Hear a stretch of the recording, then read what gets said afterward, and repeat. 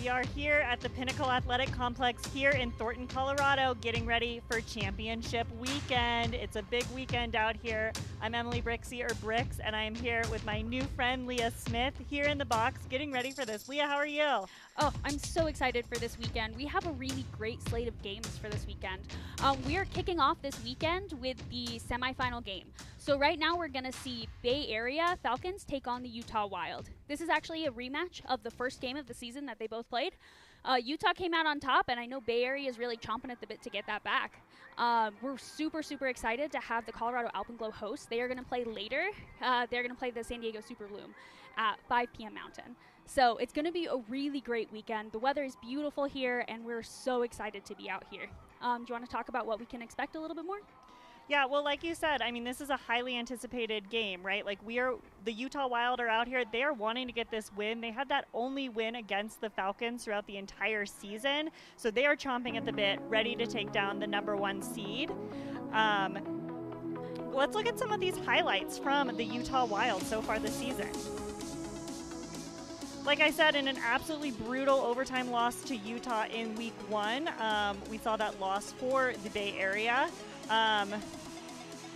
And the Wild has really come out on top through some of these really gritty, grindy games. Utah had to come out and win for the last 3 weekends of the season to punch their ticket to championship weekend. They were able to win against Colorado at their home in Salt Lake City, and they also won away against Seattle in some really tight games. We're super excited to have them here. This is their second championship weekend appearance. Last year they took 4th in the league, and I know that they really want to make that better this year. There are some incredible players on the Wild, some incredible athleticism. You're going to see big plays, big layouts, big skies, and we are super excited to see what they can bring. We can also take a look at the Utah player to watch. That's going to be number 14, Abby Davis. Abby Davis is 20 years old. This is going to be her first season with the Wild, and she is nominated for Breakout Player of the Year and Defensive Player of the Year. We're going to see her on that O-line. But we can take a quick look at the Bay Area. Briggs, do you want to tell us more about the Bay Area season? I would love to. So right after they had that one loss, they went on an impressive five-win streak to clinch a spot to championship weekend, or the #1 seed overall for this weekend as well, including a win over previously undefeated Super Bloom during week 6. They ended up knocking Arizona out of contention and claim for the #1 seed in the Southwest after that win over San Diego on the road. And so they're a really exciting team. Over there for the Falcons, we're going to keep our eye on Margot Donahue, an absolute force.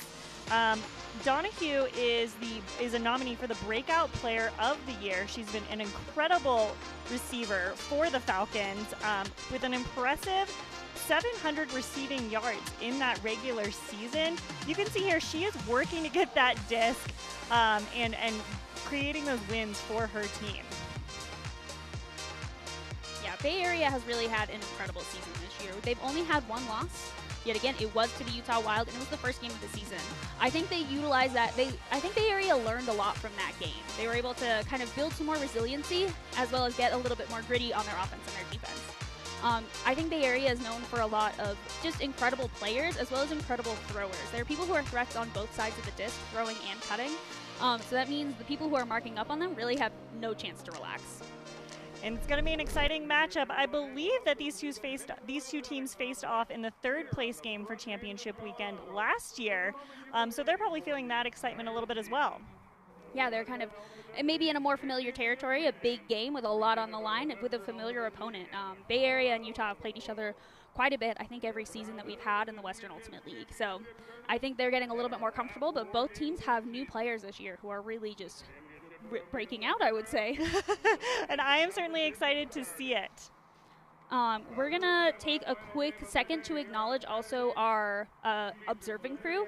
So if we could go see the observers, we are focusing on for this championship weekend, we're focusing on women and non-binary players in sports, and we are representing that through our staffing. We have all women and non-binary observers this year. We're so excited to have Jeannie Eckert, Jen Wu, Jana Hamaker, and Kate Monforti as our observers all weekend. Give them a huge shout out. Being an observer is kind of a tough job, and we're so excited to have their expertise out here. And then our broadcast crew this weekend will also be an all-female and non-binary staff. So you have myself and Brixie, but also all of our camera operators and just so many other people who are supporting this team to make sure that we're showcasing women and non-binary people in all levels of professional sports. Yeah, it's an absolutely exciting Dynamite crew this weekend. We are so excited to host you all here in colorful Colorado. I promised on a stream once that it would be a beautiful weekend for Frisbee, and I am thankful that I have since delivered. Yes, you're correct. It's so beautiful out here. I was touring these facilities earlier, and the Colorado general manager described the turf as soft, which I've never heard before. So, all right. So I was like, that's incredible. I know we've played on a variety of fields. And so we can also take a look at how we got here this weekend. So we have the Utah Wild and Bay Area playing in the semifinal, Colorado and Super Bloom for the last one. But basically the top 2 teams in each conference punched their ticket to championship weekend. So each team played their in-conference team 2 times, and then they played 2 out-of-conference opponents. And so these top 2 teams, Colorado was able to punch their ticket earlier for the Northwest, and they're in that Northwest seed 1 with, I think, a record of 4-2. And Utah with a record of 4-2 as well. I'm going to be honest, I don't remember. But on the Southwest side, we have Bay Area. They are the Southwest 1 champion. So yet again, they have that 6-1 record, 5-1 record. And then we have Super Bloom, who they were actually the first team to punch their ticket to championship weekend.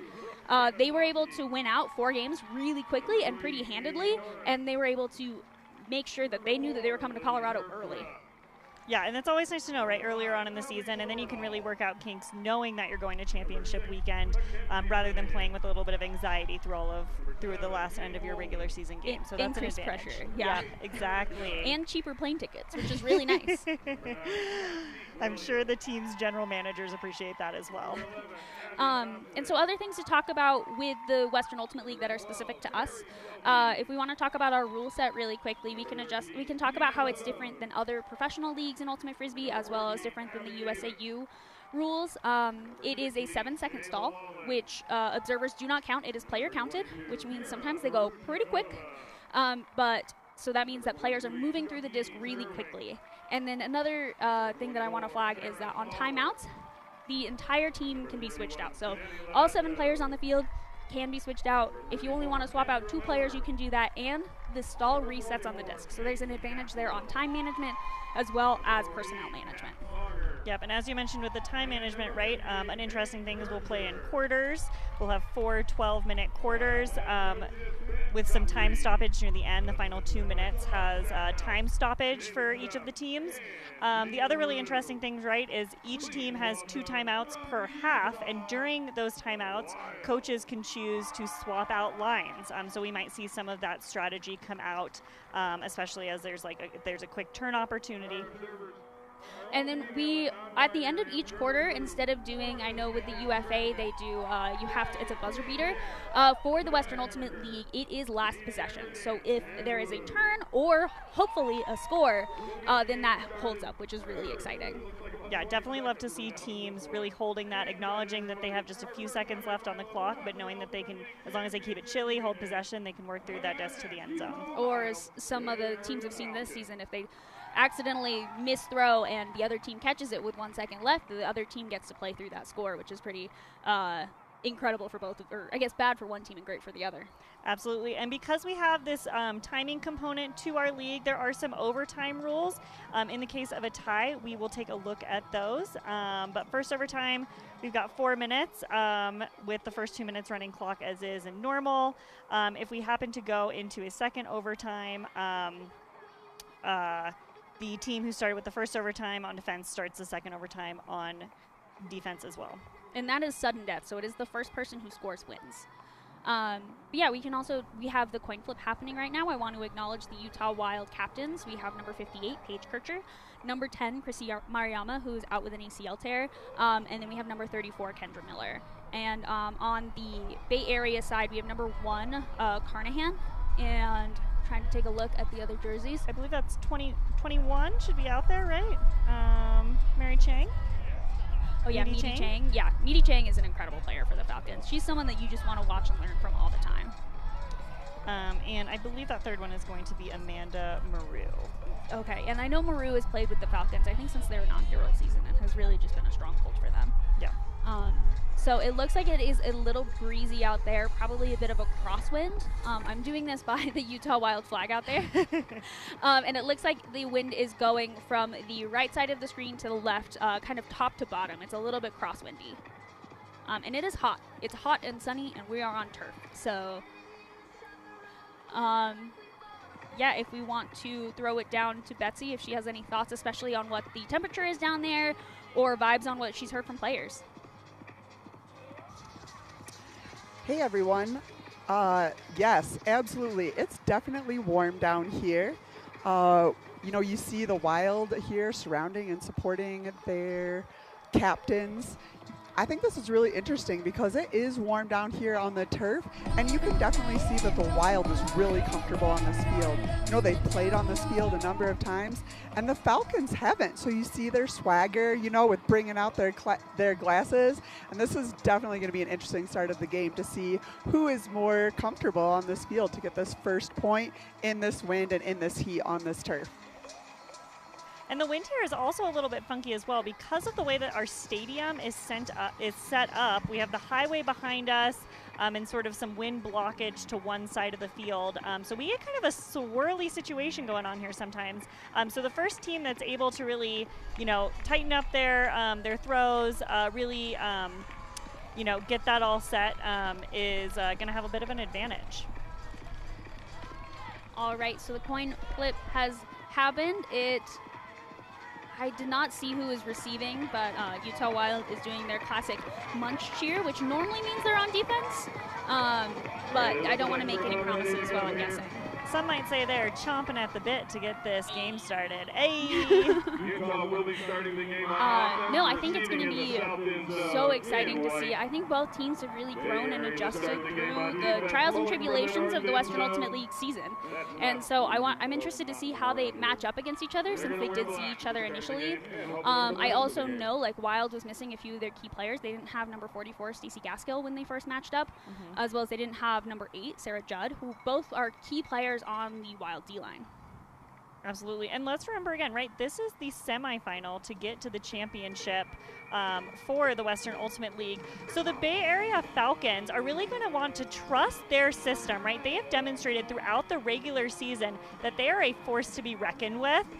They have clean throws on offense. They have a great system, and they are really hard defensively to match up against. So they're just going to keep running their normal thing and hope that it gets them to that championship game. And then, of course, for the Utah Wild, we want to see them turn up that defense. That was what got them that win against the Falcons originally, was that incredibly tight D that created some errant throws and some opportunities for their defensive line to convert. And, of course, on the other side of that, their O-line is going to need to hold, and that defense is going to need to convert, which is always a challenge. But I think they're going to be up to it. And it looks like the Wild is setting up on offense. I think players to watch out there. Obviously, number 14, Abby Davis. We were talking about her earlier. She's someone who's always an outlet for the Wild. She is such a clean cutter. She really makes sure all of her cuts are made with intention. And then on the Falcons side, it looks like they have, I think, Ali Suji's out there, who's just an incredible player for them. They have number 13, McKinley McQuaid. And yeah, they have a really strong D-line out there. All right, the poll goes up. First poll of championship weekend. You can feel the anticipation all the way up here in the commentary box. So Songer picks up and centers to Terpstra. Stanislavski does a sweeping cut, but Terpstra overthrows and Stanislavski can't bring it down. Number 21, Meaty Chang, picks it up. And it looks like Falcons are set up in a horizontal stack. Chang is able to get it to number 19, Stepanitis. And then now it's back-centered. Wow, with the layout grab, I believe that's 23, Margot Donahue, one of our players to watch. Beautiful grab to maintain possession there, right on the doorstep. Looking for the score. First break of the game. Can they do it? They were able to get to that break side, and that was number 13, McKinley McQuaid, to number 23, Margot Donahue, for the break right out of the gate. Well, and not an easy score. I believe Abby Davis right on the tail there, trying to get that D, but that is a break for the Falcons. First score of championship weekend. And we can take a look. I think the Falcons did a great job swinging it around. So there's that overthrow to Stanislawski. And then we have Donahue with that layout. Just incredible. And they swing over to the break side of the field, where Donahue again is able to get that score. Falcons got to be feeling good right now, right? That's exactly what you want to see. They've now taken a little bit of the energy to start this game. Coming in with a break to kick off championship weekend, this semifinal game, is exactly what they want to do. I can promise you they are on the line right now talking about how they're going to get another break. Yeah, and I think Wild is definitely wanting to get that throw back. I mean, obviously you want all of your throws to connect when you're playing, but especially to not get that turn again and get broken in that basically first possession of the game I know Wild wants to bring that back. Exactly, and a little bit of an errant throw there, right? Of course, defense was tight on, but a little bit more of an execution error there from the thrower, potentially from the wind, potentially from jitters. So Utah Wild is going to be looking to tighten that up right here, right now. And number 33, Amanda Maru with the pole for Bay Area. We have Songer centering to Kircher. Over to Stanislawski. This time it's clean. And Stanislawski puts it up for number 22, Haruzhnikova, who just misses the layout. It was just a little too far for her. And a beautiful attempt there. I mean, Kayak is such a dynamic player. And of course you want to hit that, right? Yeah, she was so close on that, but it's just a little bit overthrown. We have number 17, Pugh, to Maru. Back to Pugh on that up line. We have number 8. To Pugh again. Over to number 4, Ting. The Utah Wild defense really keeping them on that sideline, on that forced sideline, forcing a skinny side huck. That's going to be a turn. It was just a little bit too far for Amanda Leahy. But Wild is able to get it back. And yeah, I really wanted to shout out the fact that this time Falcons could not get a break throw off. Every one of their possessions was an upline or a dump pass along that far sideline. We have Songer picking up and the Wild setting up in a horizontal stack. This O-line is going to have to work it all the way down the field now. Looking for the first score for the Utah Wild of the day. And Wild Cutters could not get open on that. They were moving a little too slow, so Songer had to go back to Kircher, who finds Haruzhnikova just past that end zone line. And it looks like the Wild has called a timeout. I'm sure Wild did not want to call that timeout that early, unless there was a stall called. I think it might have been a stall. Oh. Let's see.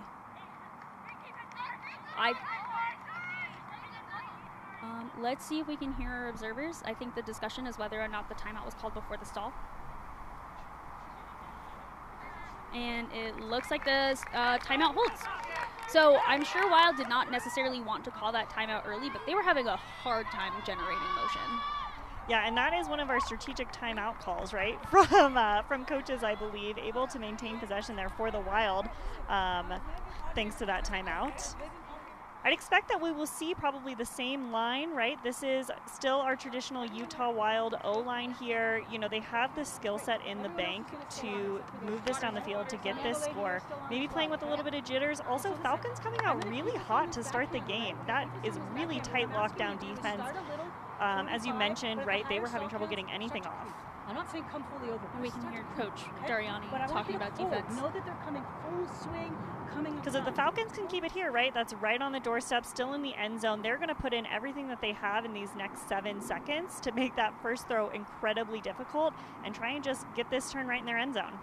Yeah, and I mean, we're only, 3 minutes into this quarter already, and Falcons have been able to generate a turn and kind of shut down Wild motion. I know that they want this turn kick so they can establish dominance early in this game, making sure that, our first break wasn't just a mistake on the Wild, it was intentional offense by Falcons. Defense, let's go! Absolutely. Oh, you alive, though? So it looks like the same group is out for the Wild, and they are setting up in a vertical stack instead of a horizontal stack. And we have number 48, Songer, picking up. And I want to flag that number 24, Sarah Stoller, is in the back. But Kircher does a swing cut around from the middle of the stack to get the disc moving quickly. We have Terpstra over to Stanislawski under some tight pressure. Over to Sarah Stoller, who puts it up to to Kat Songer. I was so excited. Oh, it looks like that was out, but that was a great tip by Pugh. We can take a quick look. Yeah, let's check those toes.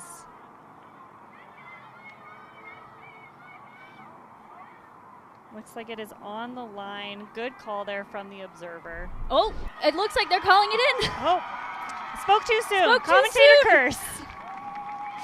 That's a huge boon for the Wild. I mean, I know there was a great put by Sarah Stoller, who's not necessarily known for her hucking. And then the tip from number 17, Eliza Pugh, we thought that that point was over, that possession was over. And Songer is able to toe the line to get it in. That was absolutely incredible offense there. An amazing play from Songer. Also, though, want to highlight the Falcons' defense. Again, the Utah Wild had to work that down the foreside the entire length of the field and then have a huge huck on that skinny side. And thanks to some athleticism, they make it out with a goal. And I also want to shout out, so we are in Denver, Colorado, and that is roughly like an 8-hour drive from Salt Lake City, and so there are a lot of Wild fans here. Flights are relatively cheap these days, but it seems like we got a note from our field reporters that there's a lot of Wild fans and a lot of energy here. I also think Kat Songer's parents are in the stands, so also want to shout out them. Well, I'm sure that they enjoyed watching that play. And so we have number 44, Stacey Gaskill, with the pole. And that is in. Number 32, Chu, picking up and centering. We have Khalees Cardenas with the disc.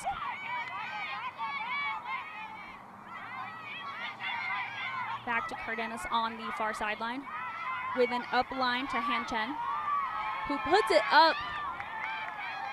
That was to Margot Erheim, but just angled wrong. Yeah, just a little bit too far away. Cutter was running the opposite direction from where that disc was floating to. It's going to be an opportunity for a break score for the Utah Wild.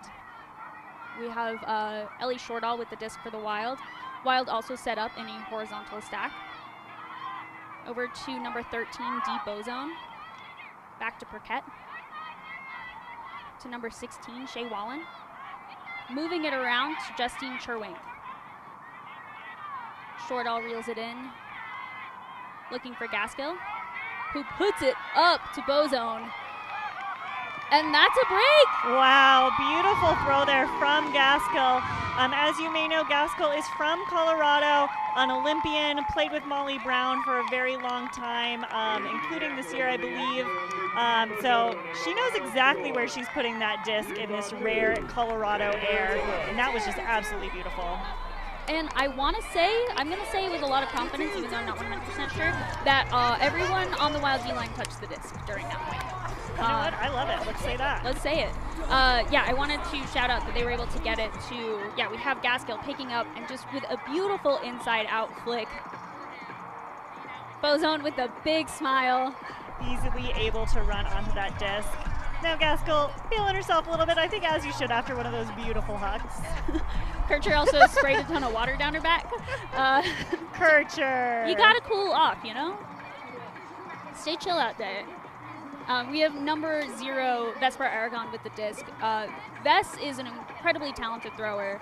She's had a quieter season this year, but she also plays a lot of disc golf and she plays football, tackle. So she's tough.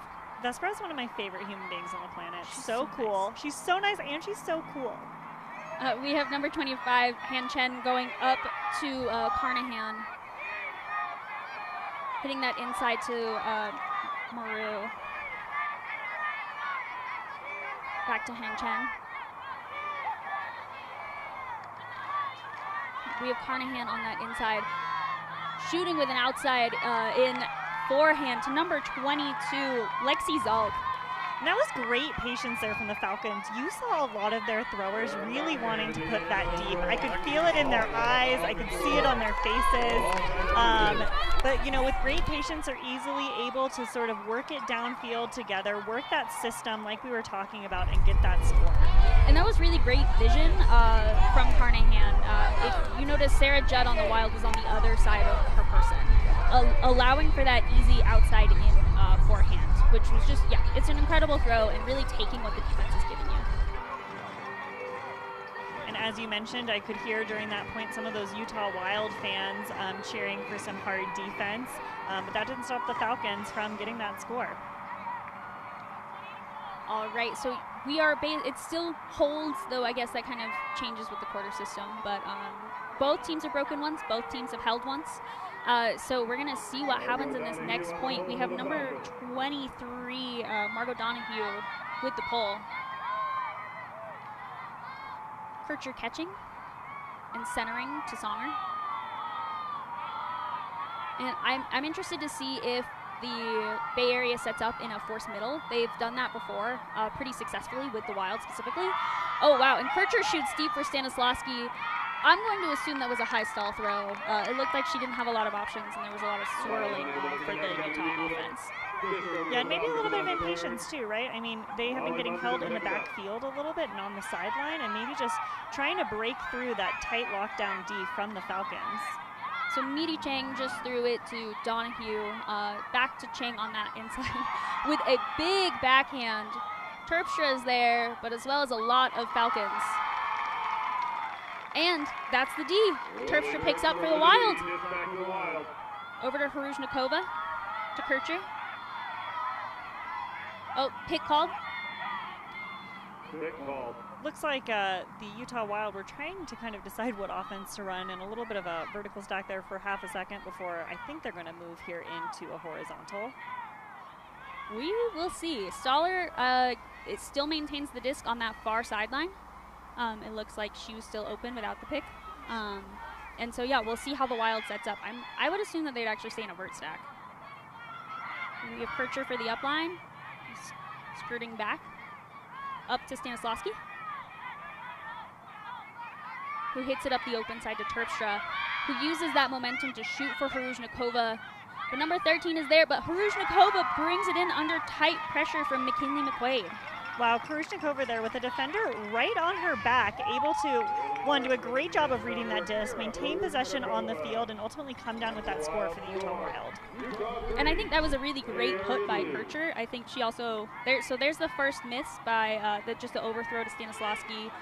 And then the tight defense, there were two Falcons in the area, and I think just all of that pressure made sure that McQuaid or Chen couldn't take that down. And then you have that big put up, or that was Terpstra who threw it up to Hruzhnikova. Mm-hmm. Wow, beautiful.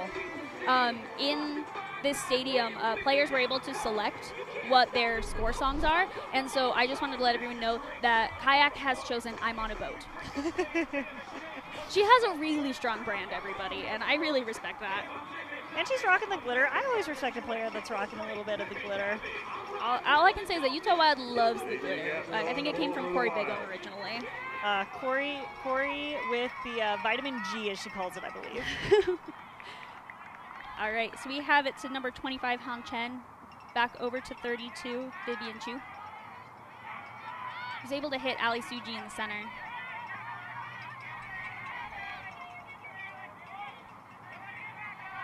Chu is looking for an option, is able to find Chen, who shoots up to Suji, who catches it, but it's not in. Wow, it almost looked like Stacey Gasco pulled up on that disc a little bit, thinking that there was no way that was going to maintain possession with the Falcons. Yeah, that was honestly lucky for the Wild that Suji didn't score immediately. But Carnahan's on that sideline, and it looks like Falcons have called a timeout. That was a very good, well-called timeout. Once again, a strategic timeout is going to maintain possession for that team. Yeah, save possession. It looked like Coach Dariani did not like the options that the Falcons offense was running, and I think that was really smart because so far this game has been all holds. The score is close. I'll say that. The score is very close, right? The Falcons need to maintain this possession here. They need to punch this goal in. because they don't want to see the Utah Wild run away with it, right? At the last time they played, Utah Wild got a little bit of momentum and ran away with the game. All gas, no brakes. Yeah, I think they really want to also make sure that they score efficiently on this. Have a play call, have something they can run, have multiple checkdowns that they can do within the 7 seconds of this stall. Scoring quickly rather than having to go for more dumps and resets. Yeah, but as we know, the Utah Wild defense is going to be putting on their best defensive game here. You know, they really want this break. Yeah, I think they're really hungry for it. I mean, Finnegan was, even though the timeout call went up, Finnegan was still able to generate that turn, which was a last-second shot by Carnahan. And we have number 32 Chu picking up for Falcons. And it looks like they're in a kind of vert stack that's diagonal. We'll try and create more space on the field, as well as to make sure that the defense doesn't clutter that area up. And I want to shout out number 22, Lexi Zalt is in that front of stack. So normally when you run this, they look first for front of stack. And Wild gets the turn. That's Bozone. They were looking for number 30. Whoa. Okay, so that's number 7, Khalees Cardenas. I think the discussion is whether it was a strip or not. And Cardenas is obviously here looking for what she hopes is a Callahan. Let's take a slow motion look at that. So there's Bozone's D.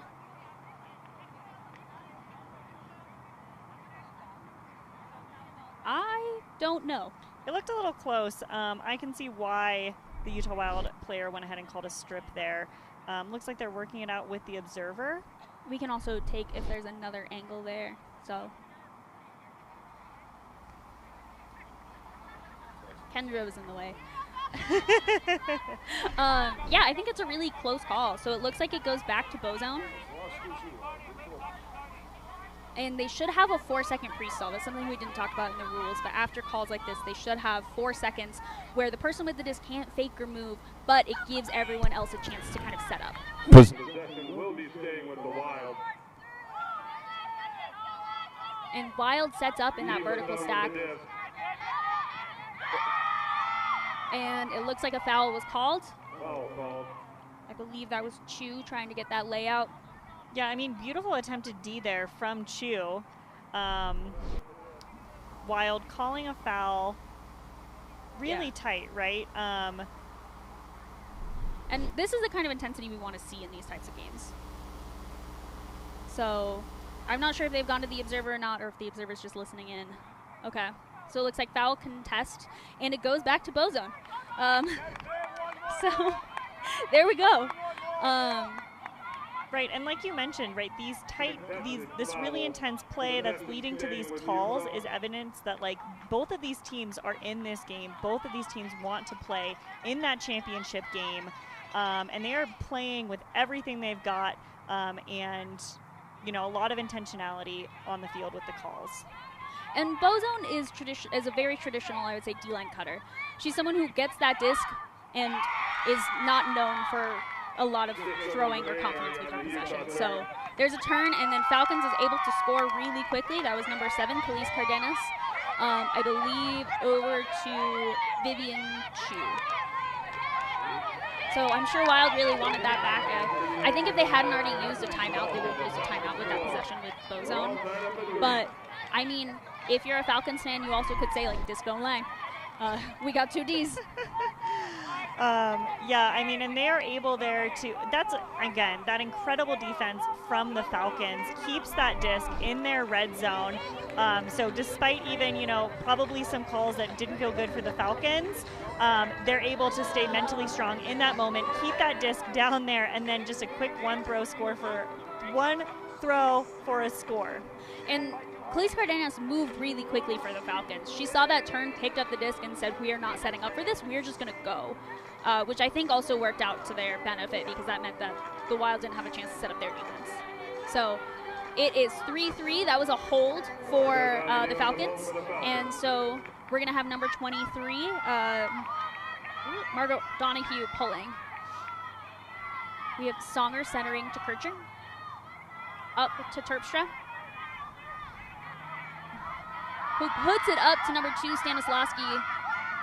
But that was really great defense by number 46 on the Falcons, Elsa Winslow. She really bodied out so Stanislavski could not get that inside look. Yeah, bodied up and put on a couple extra turbo boosts there. If we were playing Mario Kart, I think she would have hit one of the mushrooms. That's exactly what that looked like. So that but a D sees a D. Paige Kircher, wow. Wow. I kept trying to narrate what was happening, but there was so much going on that I really needed to catch up. So Kircher with the D, she picks it up immediately and does a quick scoober to Cass Williams. I think she was originally looking for Terpstra, who took a quick slip, but Williams was ahead of her defender and was ready for that little scoober. Great hold in D there from the Utah Wild. Yes. Here's that box out. Wow. So good. And then you see Terpstra, but Williams says, hey, I'm open. You know, sometimes the Turf Monster is out a little bit extra, and it looks like they got Terpstra there for a second. And Terpstra also has been. Terpstra is currently in college, and so she actually just played at the first ever college nationals that a Utah Utah women's team has ever been at. Oh, incredible! Yeah, so I want to shout out Terpstra, shout out Spiral Jetty. I am an alum of there, so I'm really proud of all of them. And Paige, I'm always proud of Paige, though. All right, so we have the Wild defense. That was a pretty quick score. There's about 1:52 on the clock. We have Gaskill with the pull. We have Chu centering to Carnahan. And it looks like Falcons are set up in a split stack right now, which means that center of the field is really wide open for those cutters, but it looks like the Wild is playing some good lockdown defense. Chu was able to keep it in, or Han Chen, sorry, with a cheeky inside to Carnahan. We have Margot Erheim with the disc on the center of the field, who finds Ali Suji pretty easily, who puts it up to number 18, but it just is overthrown. I think there was just the wrong angle on the throw.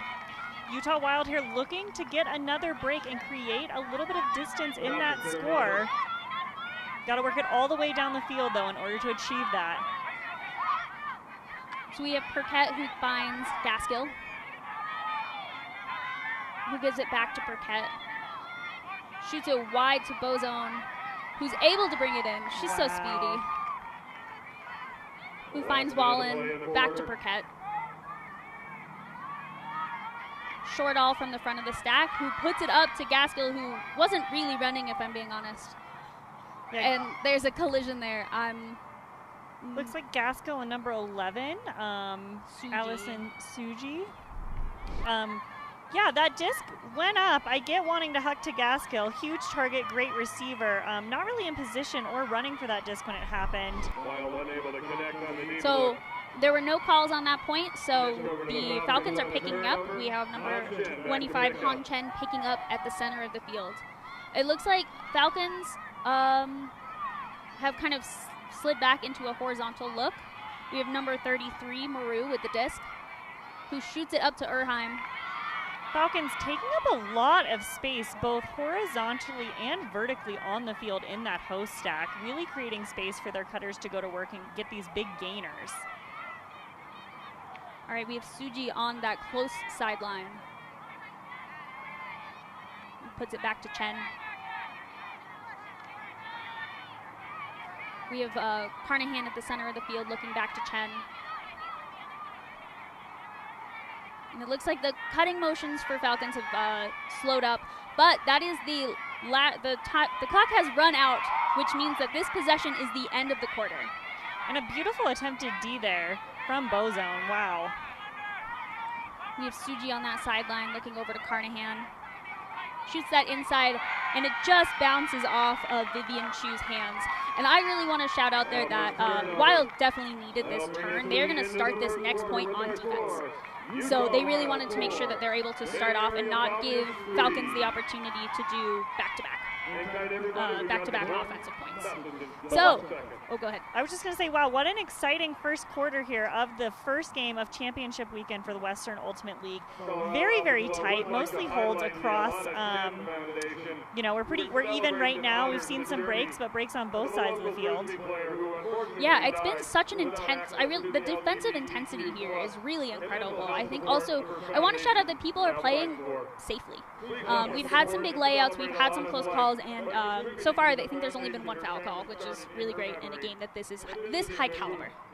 I also want to just do a quick sponsor ad where Discraft is the presenting sponsor and the official disc of the Western Ultimate League.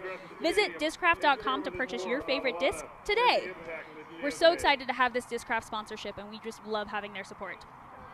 So we can go take a break. We'll be back for the second quarter.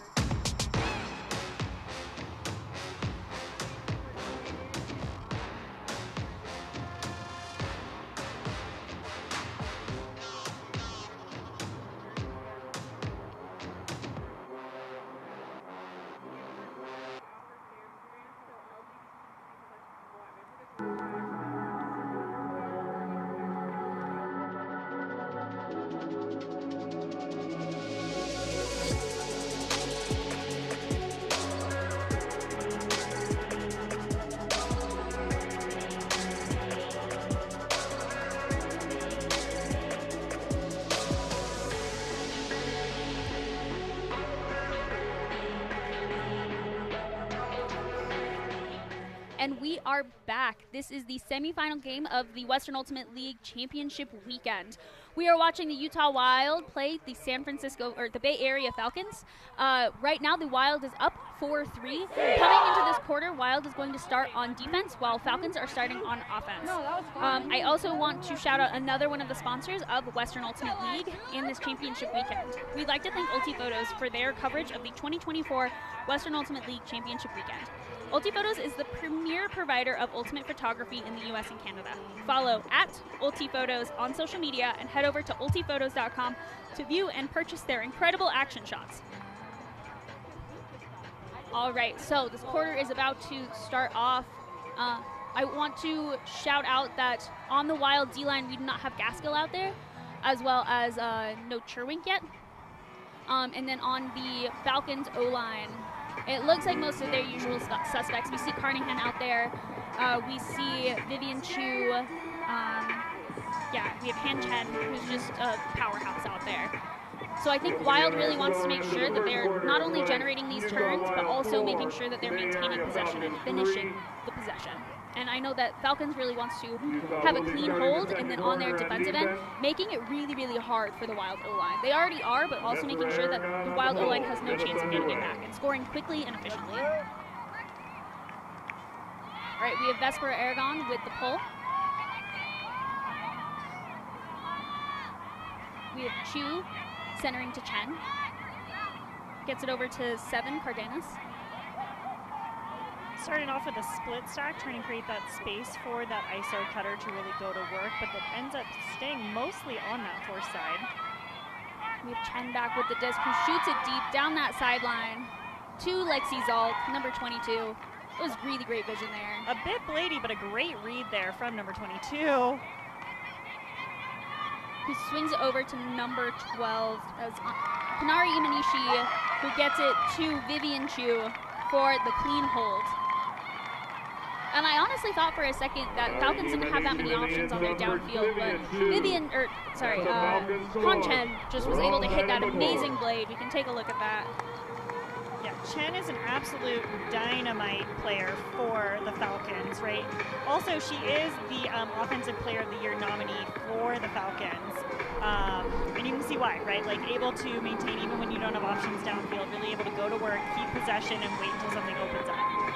Yeah, I mean, you can just tell that she's the first look for all of the Falcons players. You know, when she's on the field, I feel like she can get so open on her defender and that handler space and really put it wherever she wanted. I know in Ultimate, a lot of players are kind of afraid to shoot down the sideline, afraid to shoot down the same third of the field, but Han Chen just really threw with no fear and just full trust in Lexi Zalt to pull that in. I mean, it's a hard look, but when you got the throws and you got the cutter downfield to make that play, no reason not to do it, right? If you got it, you got it. And I think that was maybe only the second clean hold of this game so far. All right, we have Kircher centering to Songer for this offensive point. And it looks like Falcons have come down in a zone. Got a little bit of a handler sag going here. allowing that swing to get off, but really shutting things down downfield. However, Kircher, of course, able to break through that. And it looks like they're moving back into a match defense. I think they were only holding it for a few throws, but this is something the Bay Area did during their first game against the Wild, which really threw the Wild off. They kind of got in their groove of the zone and then couldn't adjust back to that match. So we have Ruzhnikova with the disc looking for Kircher, who brings it in and shoots for Songer. And it's floating just long enough for Songer to bring it in. Songer, they're an absolute dynamite player on offense for the Utah Wild. Love watching Songer play, and really, she's really on it today. Songer has some fried chicken. According to our sideline correspondents, they say that they're going to eat this fried chicken because they want to fry the birds out here. So Falcons, you really better watch out. Wow, the mind games are strong over there from the Utah Wild. I don't know how you would taunt the Wild. Would you like build a parking lot? Like, we don't like your mountains. Build a parking lot. Pave it. Pave it. That was just an incredible shot by Kircher. Kircher and Songer have played together for many years. They both have played club together and won national championships there, which is really exciting. And Songer, fun fact, if or maybe when Wild wins the championship, Songer will be the first player to win 2 championships with a different team, because she won with the Seattle Tempest in 2022. Exciting for sure. And let's see if this Utah Wild D-line can get a break. All right, we have Gaskill with the pull. We have Chu searching for Chen, who gets it in the center of the field. Over to Imanishi, who hits that inside to Suji. Wow, I believe that's Maru with the diving grab. Absolutely great dig there from Maru. And Carnahan has it on that sideline, who hits that inside to Imanishi and gets it right back to Chu. Imanishi is looking and finds Chen, who just throws it back to Imanishi, who finds that swing around to Chu, who finds Erheim knocking on the door. Just in that doorstep, in the red zone, putting it up, and that's a score. That was a really great throw through the mark by Vivian Chu. And Chen coming down with that score for the Falcons.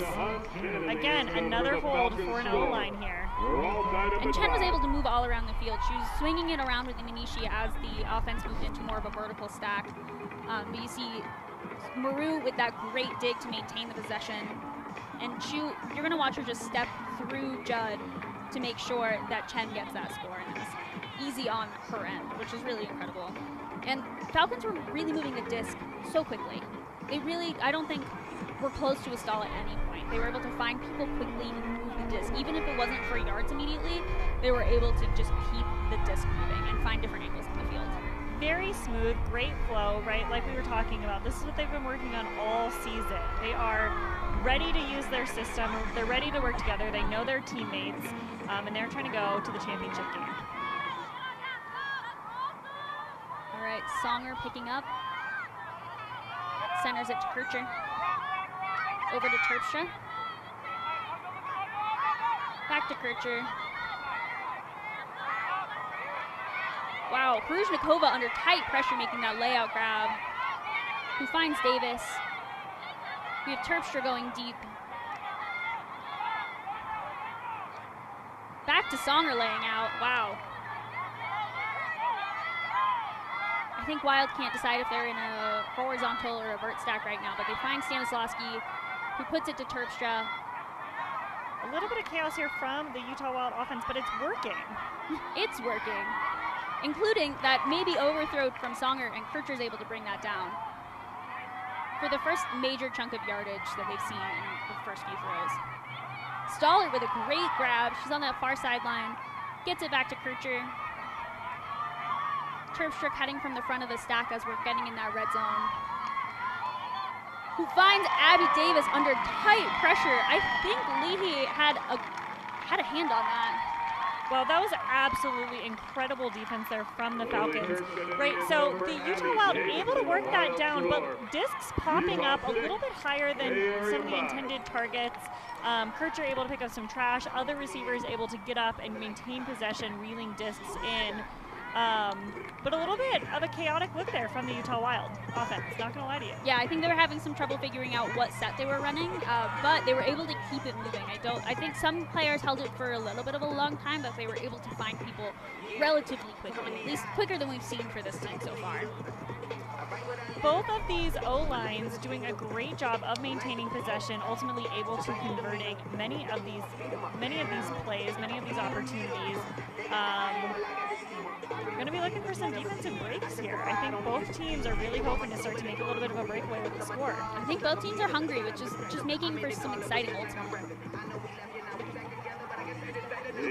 All right, we have Gaskill with the pull. Olympian Stacy Gaskill with the pull. We have Chu centering to Chen, tails all this time. And it looks like they were running 18 Saltzman as an ISO. Who finds number 12, who boosts it. Wow. Oh my Wallen goodness. gets a hand on it, is able to readjust her position to make sure that Cardenas didn't get that. Just take a look. Wow. Wallen is an absolutely incredible defender. Not only is she incredibly fast, but she is amazing at reading a disc in the air. Han Chen almost had that layout to you. That was spicy. All right, the Utah Wild D-line now going to work, trying to get this break. We have Perquette trying to find somebody, finds Finnegan, who swings it over to Shortall. Swings it over to Bozen, who gives it back to Shortall. Gaskill in the center of the field, puts it up for Cherwink.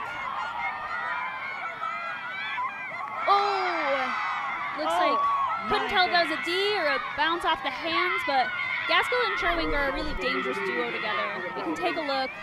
Saltzman there with the D.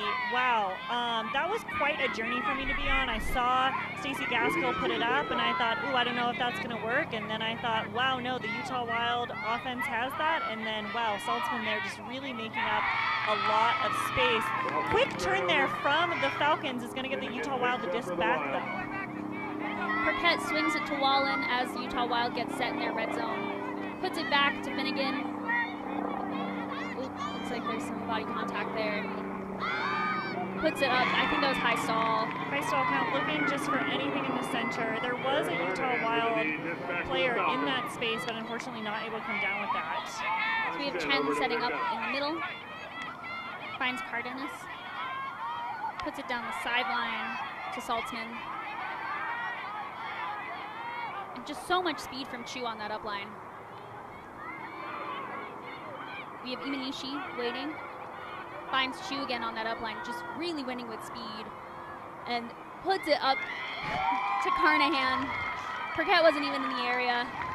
I mean, the Utah Wild defense had really locked them down on that sideline. I think that the defender there was thinking, like, oh, there's no way they're going to be able to get a throw off to the weak side of the field. But, of course, you can't know that with these throwers, right? We've had some really just strong, big, fun looks this game. So we've had a lot of hucks, but a lot of great Ds. Yeah, we see Saltzman there. We saw Wallen before. And just that overthrow to Imanishi. They're able to get it back. And that was a great throw and a great receiver, Carnahan, there. She's had a great game so far. She's had 1 assist, 1 goal, 1 block, 1 turn. We love that, a little bit of everything. Consistency. Get you a player who can do everything, you know? And Carnahan is that player right now for the Falcons. Right, and that's why she's a captain. Yeah, she's a leader and someone that they always look to. We have number 23, Donahue, with the pull. Terpstra centering to Kircher. And it looks like Falcons are doing a forced middle defense, sorry. And Wild's having a harder time cutting through that. We have Stanislawski over to Terpstra. Back to Kircher. It looks like our downfield aren't really generating a lot of momentum. Yeah, they're sort of hanging back a little bit. But Kircher finds Stoller with a cheeky outside in backhand. But it looks like there's a foul on Stoller's throw. No contest.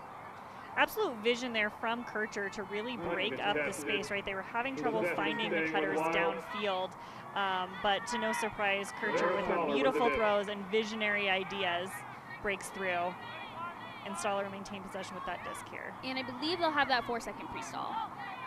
So Stoller can't move, but Wild can get set up. And you know Stoller's looking for Kircher. The dynamic duo for sure. Oh, gosh.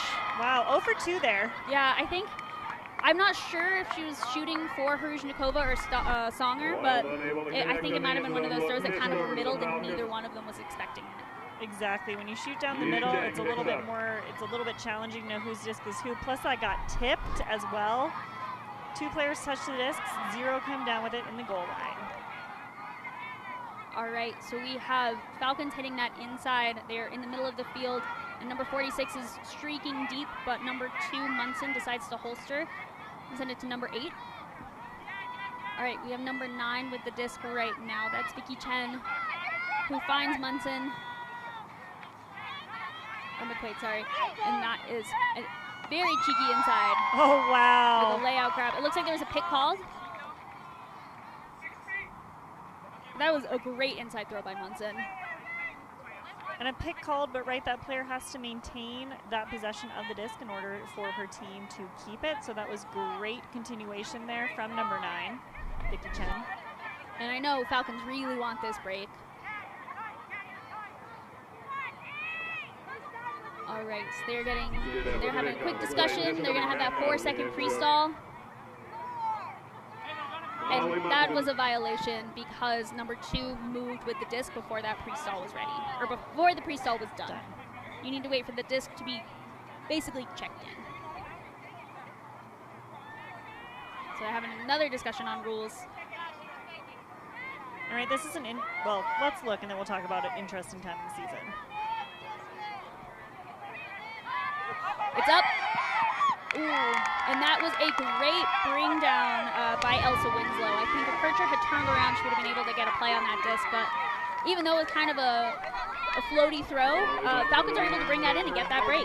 Yeah, not the intended target there, but great heads up there from Winslow is going to mean that that's a break for the Falcons. You know, and even though we're at the end of the season, we're still seeing some of these violations, in part because many of these players are playing both in the WUL as well as many play on club teams where that pre-stall does not exist. I'm sure those players right now are trying to, you know, remember where am I at, what exactly are the rules, and get really into that mindset. So that could really be a product of that. Winslow's score song that she put in is "I'm Just Ken" from the popular motion picture Barbie. So that's why she's singing so passionately. Winslow, great selection, although you're all Barbies in my heart. And you know what, every day is a great day to be a Barbie. Every day is a great day to be a Western Ultimate League fan. And here we are, it's beautiful out. It's hard to have a bad day when it's this nice out and we're just up here in the best seats in the house watching Ultimate Frisbee. And there's a bit of cloud cover now, which has made it really nice, much less toasty. So we have Songer looking for Stanislavski. And she finds Williams from that back of the stack. To Davis, just still on that open side, getting a little bit trapped sideline. He puts it up, I believe, to Songer. And let's see if there was a call there. Looks like she retracts it. And so it's Falcons disc. So we can take another look to see if Falcons got that D. And Falcons just playing absolutely lockdown defense to that front of the cone. So Wild there had to put up an over-the-top throw that got a little bit too much air under it, and that's going to be a turn. And that was a great put by number 4, Ting, and Vivian Chu brings that down, or sorry, Amanda Marie brings that down. And a timeout was called. Lily Stepanitis had the disc on the sideline, and I think it was a really smart call. There's about 2 minutes left in this quarter, so I'm sure Falcons really wants to just get that goal quick and then make sure that they can maybe even get another break. So we can take a second and see if we can listen in to see if there's any coaching, some hints, something we can look forward to.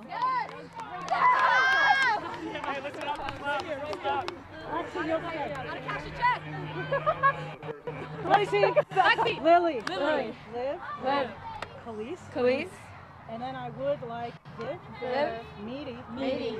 Cookie. Okay, this is unconventional.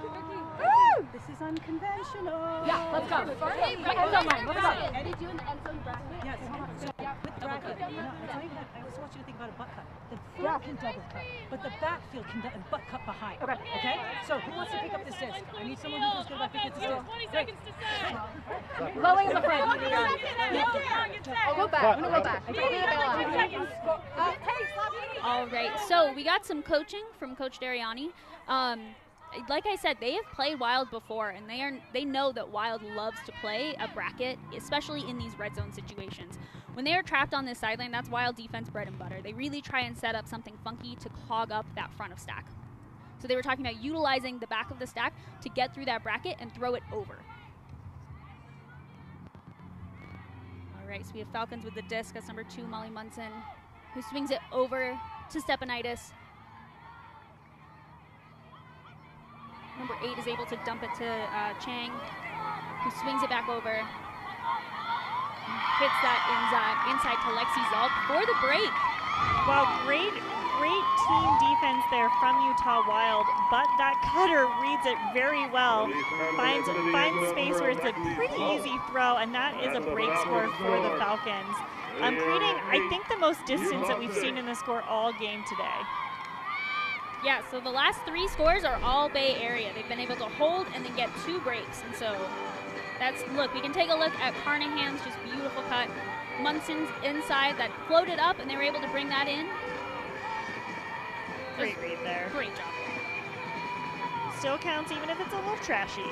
And then we had Lexi Zalk with like a 7 cut. So she cut kind of up line and then was able to turn her hips and still make that catch, making it really hard for Cherwink and Miller to cut that low. So just some really smart offense there by the Falcons D-line. And I want to shout out that I think the Falcons kept most of their D-line out there. I think they made a few personnel changes, but Stepanidis was originally out there and a few others, which I love to see. Yeah, you know, when the defense works all the way down the field and they get into that red zone, it's kind of nice when they still with the opportunity to score, right? They earned that glory. So Wild is back out there. It looks like the same personnel that they run. So we have Terpstra looking and dumps it to Kircher. Yeah, that was number 21, Meaty Chang with the run through D. Oh, it looks like a foul was called. That was already a pretty tight throw and a tight window from Kircher to Songer. And so we can take a quick look at that. Decide for yourself. I think arms got tangled, but it did bounce off of Songer's other hand. So we'll see. And incidental contact is not a foul in the WUL. So that's probably part of what they're going to be discussing, right? Fighting for space isn't necessarily that foul. And it looks like it's going to stay then. Stay with Songer. Songer's going to keep it. Staying with the Wild. Haters never win. So Songer has the disc. They're going to have that 4-second pre-stall. Songer is facing the wrong direction for her to score. Hopefully she knows that. Hopefully she knows that. Yeah, there she goes. She just wanted to look into Paige Kircher's eyes, you know. I get that. They got a little frisbee relationship. So Davis is able to get it back to Songer. To Kircher, swinging it over to the far side of the disc. Hits that inside to Terpstra. Chang almost had that D. But Songer finds Hruzhnikova from the front of stack, who shoots it up to Kircher. Wow! An incredible read from Kircher over her shoulder, finding that disc quickly at full speed for a score for Utah Wild. Incredible. And that was a really quick decision by Hruzhnikova. I'm pretty sure she caught the disc and just immediately put it up for Kircher. And then we were able to have enough float on that disc for Kircher to sprint full speed on it. Look at all those Utah Wild fans in the crowd. Let's take another look. You can see that turn / foul. And you see Hruzhnikova getting it and then just hitting that big backhand to Kircher. Really close to that end zone. Ran right onto the concrete. Yeah, didn't slip. That was just an incredible play by Kircher. Just seriously looking over your shoulder, finding the disc in half a second, running to that space and coming down with it. Deserves a celebration for sure. And there's 1 minute left in this quarter. So we have the Wild D-line out there. You know they want this break. I mean, they always want breaks, but even more so. And they want to make sure that they're able to punch it in, hopefully create the turn and end the clock and score so they're able to enter this game, end the half 8-8. So we have Gaskill with the pull. We have Chu centering to Chen. Falcons coming down in that split stack. Oh, and just a miscue there between Chu and Chen. Norris puts it up to Bozone. It's floaty. Oh, and Bozone can't bring it down. It looks like a foul was called. I mean, that is just about the best look that this D-line could have hoped for. Unfortunately, that disc from Norris picked up a little extra air, made that harder than it needed to probably for Bozone. But a foul, and we'll talk about it and see where this ends. So we can take a look. I don't know who the foul would necessarily be on. Bozone looked like she was playing a little bit over the top. Safely, of course. Yes. But getting a little squishy. So, yeah, we don't have access to the observer mics, but it looks like they're going to bring in someone else to help talk about what happened. There's that look again. Pops up. Bozone reading it incredibly well. A little out of position, it looks like. I think just they didn't expect that type of throw, and then the wind picking it up made it extra difficult on Bozone. So it looks like the foul is upheld. Coming in so with a pre-check. It's coming in on a pre-check, and Bozone brings it back to the end zone line. Hypothetically, if I was a Wild coach and they couldn't get movement, I would call a timeout. But with some quick movement between Miller and Finnegan, Wild is able to punch it in. 30 seconds left on the clock. That is a break for the Wild. That is their second break of the game. Absolutely incredible there. I mean, just being able to stay calm in that moment in the red zone. We see some quick movement, and they were tight throws, right? This Falcon defense is right on their tails all the time. But Utah Wild with that break. And Finnegan and Miller move the disc really quickly together. You can see that Finnegan puts it up to Miller and immediately starts moving. There's no waiting or seeing what's happening. She says, this is my cut, and it meant that Imanishi had no chance to play on it. You see her kind of lay out after the throw goes up. So that's a huge shout out to Mackenzie Finnegan. And it looks like it is, I think, almost exactly the same D-line out there, which I respect that. The Wild didn't necessarily generate that turn, despite maybe in their downfield defense, but it was more of a miss throw for the Falcons near their end zone. Wild definitely wants to capitalize this on and create that pressure again. They would certainly feel good if they can get this D within the next 26 seconds. They'll have an opportunity to score. So Falcons here are going to look to just maintain possession and score. And they have Maru in an isolation cut. And it goes Chu to Carnahan, hitting that inside to Suji. Dumping it back to Chen with that inside to Cardenas. He puts it up to Suji. And that was the opportunity Gaskell's that the there. Wild was looking for. Cece Gaskill with that D. And it looks like Wild maintains possession. I think this is something that we will probably clarify later in the rules, whether it is when the disc hits the ground or when the turn happens. But we have Finnegan putting it up to Gaskill for the bookends.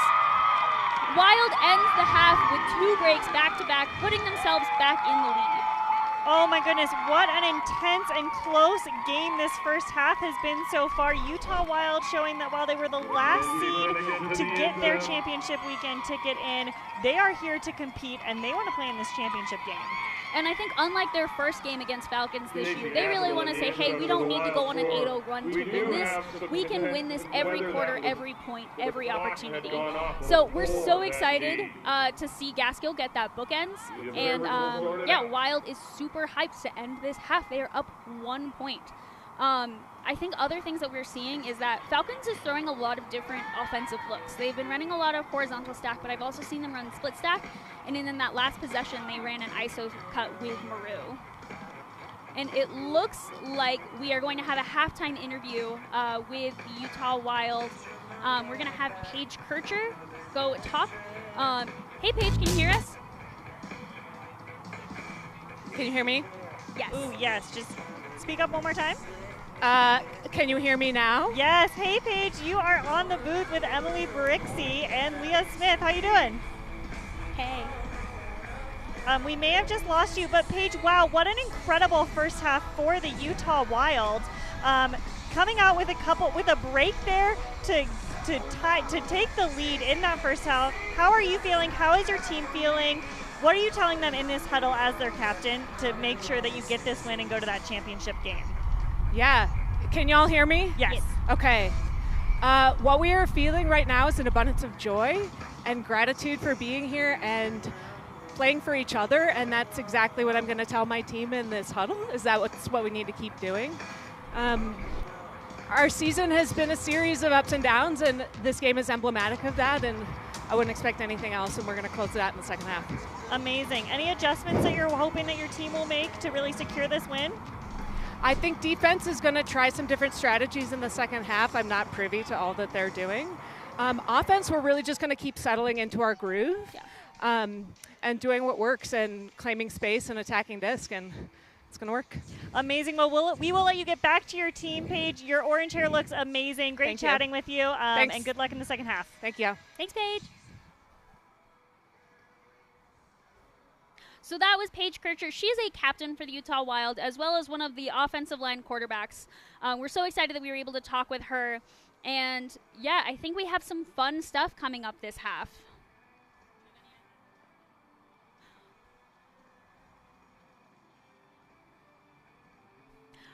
All right, we were just clarifying some stuff real quick, but we're going to have a quick break, and then we will be back.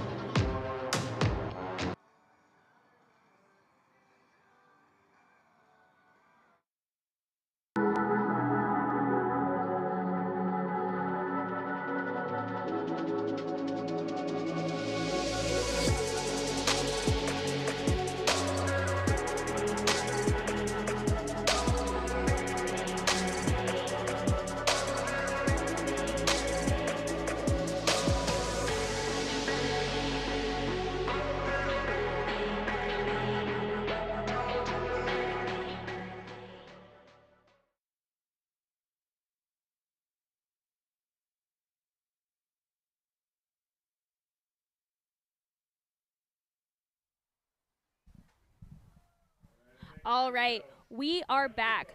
So let me see if we, hold on.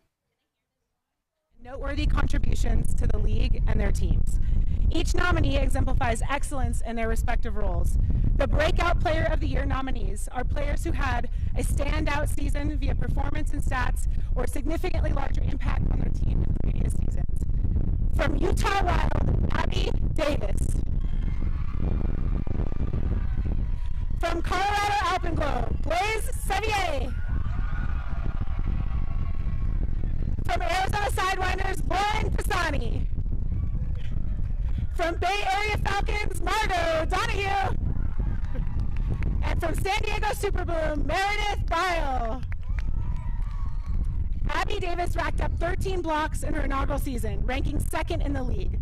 She has recorded at least 2 blocks in every game this season, the longest such streak to start a career and tied for the longest ever. Her teammates said her cutting is intuitive and her attitude towards the game is inspiring. Blaise Sevier scored 5 goals and tallied 684 total yards in her first season, the most among Colorado's defensive players. She was described by her teammates as seamlessly integrating into the team and becoming one of the most important players on their D-line. Lauren Pisani scored 9 goals, the second most on Arizona, had a plus-minus of 10.5, and had 706 receiving yards. In her 2 seasons with the Sidewinder, she has completed every pass she's thrown in her career. She has been described as her teammates as the next big offensive star for Arizona and the nicest, most coachable teammate, always working to be better and work harder than the day before. Margot Donahue, in her first season, led a Falcon D-line to the highest break rate in the league. She played the most defensive points, had the most blocks, and pulled almost every point, including on the final point of Bay Area's statement win over San Diego in Week 6, in which she got a run-through block on the centering pass following her own pull.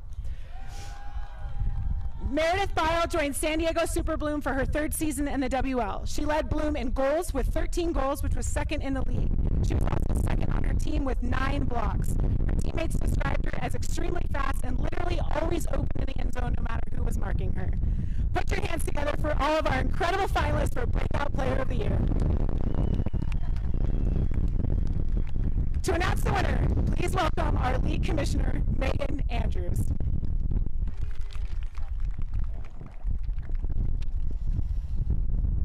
All right, the moment you've all been waiting for. Your 2024 Western Ultimate League Breakout Player of the Year is Abby Davis.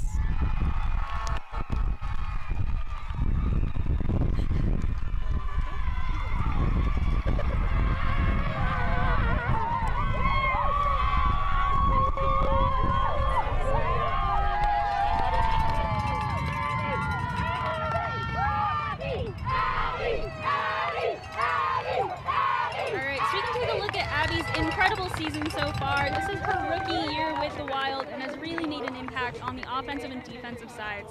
She's willing to really put her body on the line and make big grabs at clutch times. She is dominant in the air as well as leads, or I think she's one of the team leaders in blocks.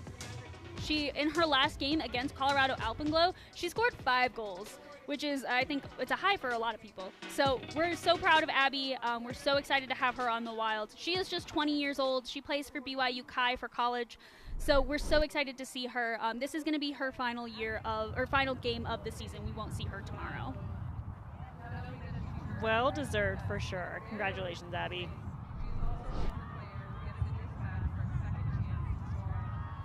You can take one look at some of her incredible plays from this game too.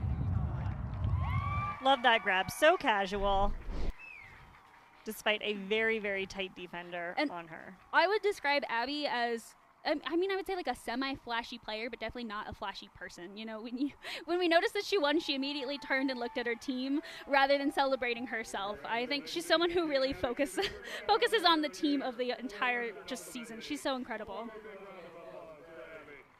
And so we will be back for the 3rd quarter after this quick break.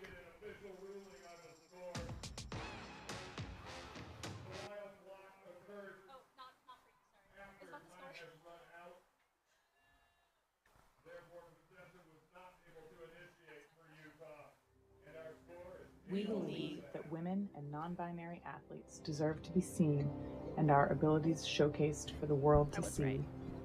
We believe in perpetuating Ultimate by establishing professional teams and developing future generations of players. We believe players of all identities and backgrounds deserve an equal opportunity to be recognized and lauded for our achievements in our sport. We believe in sustainably and responsibly creating equitable and accessible avenues for women and non-binary athletes to join and participate in our sport. We believe that being transparent, open, and responsive to criticism is critical, and that there should always be space to fix our mistakes, grow, and be better. We are the Western Ultimate League.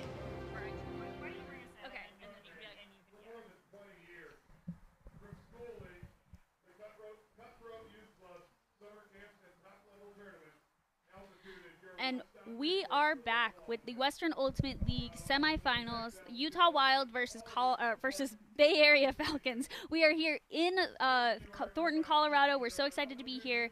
The score is actually 8-8. So if you were watching during that last quarter, they decided, since the disc hadn't hit the ground before the time went out, that counted as the final possession. So Wild did not technically score that break, though I'm sure that is huge for momentum and hype and excitement for them. So it is 8-all.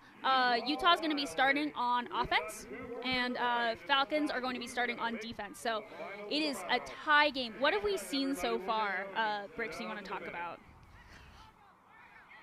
Well, let's take a look at the end of that second quarter to start us out, right? Stacey Gaskell here with a gorgeous D. And again, running it all the way through, thinking that, we had time on the clock and that they were going to get this final possession. They're able to work it into the end zone and score. But again, not quite going to count. That's why you catch your Ds, folks. catch your Ds, and wow, I mean, beautiful play there from Gaskill. You know, Leah, as you mentioned, that momentum is still going to be with the Utah Wild. They know coming out of it that they worked really hard. They earned a break. And while the clock disagreed with them, they're going to come out here hot and spicy, ready to try and run away. This is a very, very close game. We've seen both teams working really hard, especially on offense. O-line's doing a great job of holding. They haven't always been clean. It's a little bit windy today, but fighting to get that disc back and ultimately converting those points. So we're probably going to see more of that. And also, you know, we're going to want to see a focus from those D-lines, being able to, you know, both get those Ds, get possession of that disc, and then convert. The team that's able to convert those break opportunities is the one that's going to win this game. Yeah, I think that's really key right now. It's so tight, and if you watch, especially when we're in a match defense, like both teams are playing so tight. Downfield, it is so difficult for all cutters to get open. So we have the pull goes up. It is a zone, and Stanislawski comes in and saves the play. Kircher was looking for Songer and tried to throw that scoober. And she's getting a little too spicy. Kircher decides to just swing it over to Terpstra. Back to Kircher. Swinging over to Songer to try and change the field. Bay Area Falcons in that saggy handler zone D. Breaking out of it now, it looks like. But they were able to keep Utah Wild in that backfield for quite a bit. So Williams was running deep and is able to bring that in. I saw once Falcons were breaking out of that sag and more into a match defense. Williams was cutting far deep on that far side, and Pruzhnikova saw that. And you see the first save of the game, or of the point, Stanislawski with the knees. And then we have it back. We have Pruzhnikova to Williams under pressure. And we can swing it down to Betsy on the field. I think she has some hot thoughts for us.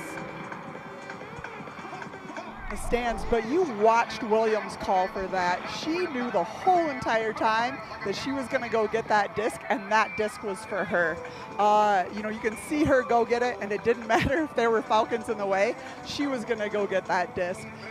It was really amazing because she called it from halfway down the field. That was really incredible. Heads up, and she put her hand up and called for it.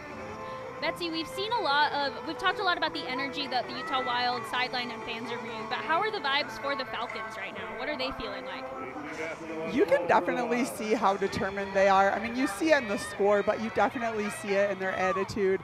Like, they want this just as much. They are taking really good care of themselves, like in the heat, and just trying to take it possession by possession. This is going to continue to be a very close game. All right, so we have the Falcons who've been moving it down the field. We have Erheim who hits Suji on the upline. Swinging back to Imanishi, but it floats and it went too far. Imanishi can't bring it in. We have Finnegan picking up for the Wild and hits right to Gaskill. Looks like there were too many Wild players, but Gaskill finds Shortall. Up to Finnegan, who puts it up to Bozone, who brings it in right on that corner. That was some really clean offense. Wow, that was a great break there from the Utah Wild. Exactly what they needed, right? Coming out of that half, you know, they wanted to get a break back, and they did. You know, we saw a little bit of an errant throw there from the Falcons, in part because I hear that the wind is picking up down there. Like I said, this is a very bizarre stadium. We get some swirly winds, and that's going to affect some throws, although it didn't stop the Utah Wild there. Those throws look crisp, and then they got a break. Yeah, looking at the flags that I can see currently, it looks like the wind is coming kind of cross-field from upper left to lower right, and it looks like it's at kind of a pretty sharp angle. But yeah, it just is really swirly wind here, and I've heard players talk about that before, where the wind here can be shifting pretty consistently. Unlike some other fields, like I would say the Seattle field is like a wind tunnel, this one is just kind of always swirling. Makes for an interesting game when you play a sport with a plastic disc. A little piece of plastic. All right, we have Aragon with the pull for the Wilds, and we have Chu centering it to Imanishi. Over to Maru. With Pugh and Imanishi going on upline. Pugh with the disc. A pick was called. And that was on Chu, so the disc will be going back to Pew. Gotta love when players use hand signals. Makes it so easy for us to know what's going on. Thank God. So Falcons are trapped on that sideline. We've seen them here before, and they have not been concerned. And it looks like they're discussing stall, as well as probably where people are. It looks like stall 4. Best, be ready to close space. Stuffy, I'm going flats. Does that make sense? I was just trying to figure out if we're going to get the relative distance, or if we had our stuff in the play. I think by the time I let up, because our players coming through, I was within distance. Just a little bit of a conversation here on the field, making sure that we're in the right spaces, of course. All right, I think Chu really wanted clarity on when the pick happened, as well as the appropriate spacing there, because that can be a game changer. So we have Pew looking around. And I want to shout out Ledutko on the defense there. She really made sure that that Zalk couldn't get open there. Looks like there was a stall called. So I believe either way the disc is going to stay with the Wild. I believe that's correct. But it just is where. And I mean, trapped on the sideline is much harder as an offense rather than in motion with that original turn. But Miller will be picking up, or nope, never mind. Miller will be tapping the disc in to allow a different Wild player to pick up. We have Aragon over to Ledutko. Aragon quickly and easily able to get that off of the sideline. Disc in the center now. Over to Aragon again. Back to Ledutko. Zalka has a really wide mark. Wow, great heads up D there. So we have Carnahan. Falcons back on offense. Carnahan again. Over to number 7, Cardenas. Oh, looks like there's, I'm assuming, another pick call. All right, disc stays, but gives a chance for the defense to catch back up. Cardenas' mark is pretty far away, so Sherman's going to reset there in that pre-stall. Oh, and it looks like there was a bit of a miscommunication, but Maru is able to save the possession again. Sarah Judd there, falling down a little bit, going to give Maru an opportunity to have a free, almost a free grab there. And I think that was just really great swinging the disc around by Falcons. They were able to kind of take advantage of Wild marks, and they were able to break the throws to make sure that the defense was chasing through space. So you see Pew, who hits kind of, there's the original turn by the Wild. And then they just were so quick in motion, and Cardenas was able to swing where the defense was out of position there. And 2 Utah Wild players on defense, they're going down trying to get that disc back, right? These D-line players want that break, and you see them really putting their bodies on the line, trying to get in that space to generate those Ds as much as they can. And that is 4 goals for Lexi Zalk. I think she's really been all over on the field. Last time I think she was in more of a handler set, but she is kind of a go-to person and has just been so clean and consistent and just dictates with her cutting. And Zalk, a very experienced player, been in the game for a very long time, playing with Mischief, I believe. We have a quick shot of Wild coach Ben Guthrie telling people where to go. And yeah, we're about to set up with the Falcons D-line. We have number 23, Donahue, pulling. We have Terpstra centering to Kircher. Just a quick flip to Songer, looking deep, but no one's there. With a lefty to Terpstra, who just can't bring it in. That was just the wrong angle, and it's a little too windy out for that. We have 21, Midi Chang picking up. Finds Stepanitis. Back to Chang. Over to 13, McQuaid. To Chang. And they are knocking on that door right now. To number 4, Ting. Falcons in hot pursuit of a break just outside of the end zone. Stepanitis with the disc, finds Chang again. Looking for Stepanitis. Great finds lockdown. Stepanitis. And Williams tried to kind of help with that defense, leaving her person open. So that is number with the score. And that was great lockdown defense in the end zone from the Utah Wild, really forcing those Falcon handlers to move the disc, find different angles of attack in order to ultimately get that break score.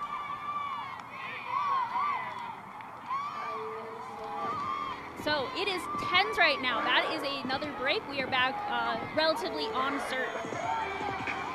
So I know Wild definitely didn't love that possession, but that was some great defensive pressure by Falcons.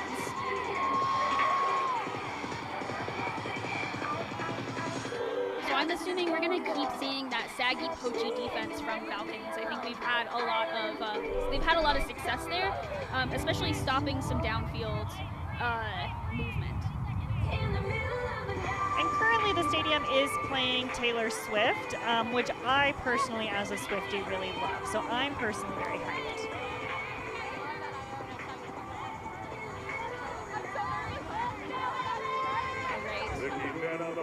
We have number 9 with the pole for the Falcons.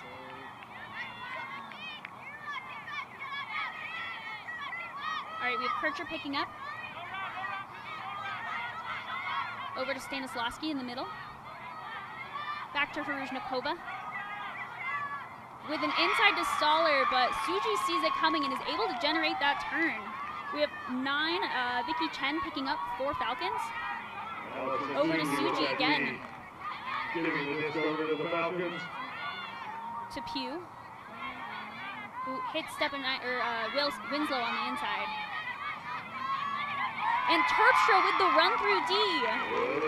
Lots of run-through Ds, both sides of the field here, trying to really squeeze discs into very tiny windows and giving those defenders an opportunity to run through and generate Ds. All right, so Wild is back on offense. We have Songer dishing to Stanislavski, back to Songer. I think they're just trying to create some movement and build some time. Wild is, I believe, in a vertical set right now, but Falcons keep forcing middle, which has these hard throws, but Songer's able to do a high release backhand to Davis, who finds Songer. With a scoober over to Terpstra, with a big OI to Hruzhnikova for the score. That was some great vision there by Terpstra. Yeah, like you mentioned, that middle force can, sort of, it makes the throwers have to look at some less traditional throws because the force is switching so much that sometimes you'll have an open player in a space that you don't normally get them in.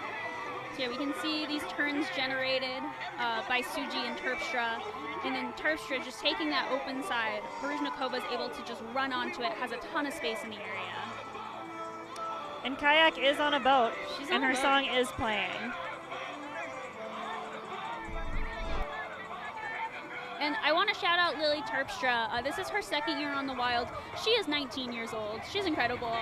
Just such a calm, chill handler who has such creative looks. And she's really hanging with the best out there with Kircher and Songer and is in good company.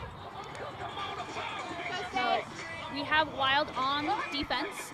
Falcons coming down on offense, and you know they want that clean pull. We see Chen out there. We see Carnahan. And I think we're going to just hopefully see some chill offense from the Falcons.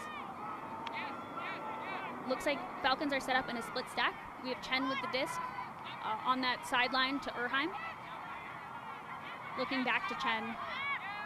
Wow, with a great scoop by Chen to maintain possession and swings it all the way around the field to number 7, Cardenas, but she's not able to reel it in. It was a little bit too floaty, a little bit too much air for Cardenas to able to get that disc. So he's Finnegan picking it up over to Perquette. And this is a really great spot for the Utah Wild to be, trying to get this break. And it looked like there were some defensive miscues where Finnegan and Bozone were both open, which I know Wild loves. We have Perquette to Miller knocking on that door. Falcons playing incredibly tight, really protecting that cone, and that reset is going to be a drop, unfortunately, for the Utah Wild. So we have Chu picking up over to Chen in the center. Falcons having a hard time generating some downfield movement. I'm not sure if they were trying to set up a split stack or not, but there's a bad throw, where Wild puts it up and just not far enough for Gaskell. So Falcons get it back. Lots of turns here on this point. You know, it is a pretty hot day. These players have been playing incredibly hard for the first two halves. We're almost done with the third quarter. You know, we're starting to see some miscues, you know, maybe trying to throw some dream throws, I think, as I've heard described before. We're just seeing more turns than we would normally expect from these teams. All right, so we have Chu who got that up line and just a little bit too far for Chen. I'm sure Falcons don't love that turn, but Wild doesn't, it's not knocking on their doorstep like their previous turn. So we have Perquette picking up over to Finnegan. Whichever of these lines can really settle down and make good throws, or a very athletic play on this disc. Oh, I thought Bozone had a chance. Yes. I think that they're both getting a little tired, a little silly, saying, hey, our team's athletic enough, let's do it. But your team's tired is I think what we're seeing right now, right? It's hot, they've been working really hard. There's 2 minutes and 30 seconds left in this quarter. So we'll see here if the Falcon O-line can really just run their system like they've been doing and convert this offensive point. And I want to shout out Perquette on Wild. Her offense was, let's see, number 18 with the disc, Mara Saltzman. She was looking at Chen the whole time, and Perquette was not letting up. She was staying with Chen step for step, causing the Falcons to call that timeout. And I'm sure they want some fresh legs, some new looks, and just another chance. So we can take a little listen in and see if we can spot what they're going to do. I give it to you, I will throw 10 yards and I will come back 2. All right, good job finding the space. Yes, please. Hey, where? Yes, Mara. Hey, we got this. I'm going to keep the 2 of you in. Dave, I'm going to have you take one, okay? So, what I'm going to do is Heist, Carney, Eliza Pugh, Canary will stay, Ali, Panda, and Lexi are coming. Okay? So now, listen, we're right here, okay? Now again, we are feeling like we have to swing too far. Remember I mentioned to you at the beginning, we're going to have to be more vertical. You don't have to swing as wide if you're able to come under and hit the little I.O. And we've lost that throw right now. So right now the disc is starting right over here, okay? I would like Viv to pick it up to start. I would like her, sorry, Heist is picking up. I would like her to see Canary and Ali in front of her. Great. Hey, we're taking a little too long to All right. Looks like we're back. Yeah, just some great coaching there, right? Really telling her team, like, let's take a second, let's run our system. You know, they're really looking to stretch out this field vertically, which is what they've been doing. And let's just see if that little bit of break, little bit of water will let them punch this in. So we have Suji with the disc, dumping it back to Chen. With a very cheeky inside to Amanishi. And they swing it over back to Chen, to Suji, to Pugh, who's Suji was heading up line there, but they go back to Chen, to Imanari. Wow, with a great sliding grab by number 33, Maru. Maru, I feel like, has just been on the ground for every reception. She's really cleaning up for the Falcons. Absolutely, and again, honestly, partially the coach's point there. I think Falcons just needed a little bit of a reset. They needed some water. They needed to remember that they can run their system, play Frisbee easily. So yeah, we can take a look back at this point. Yeah, some incredible grabs, but also some just miscues there. I believe 6 turns in that just that last point. So very, very long. These players are exhausted and are probably going to be on the sideline drinking some water, taking a little bit of a break because they have to get back in this game if they want to win. We are all tied up right now. It's incredible. And I was also hearing, talking with the Falcons coach, and a lot of players, they didn't get into Denver until about 2 a.m. They had some flight problems and some delays, which I don't think anyone really wants going into a championship weekend. So they are doing incredible for that. Yes, less than ideal circumstances for sure, and they are not showing it. All right, we have Falcons with the pull.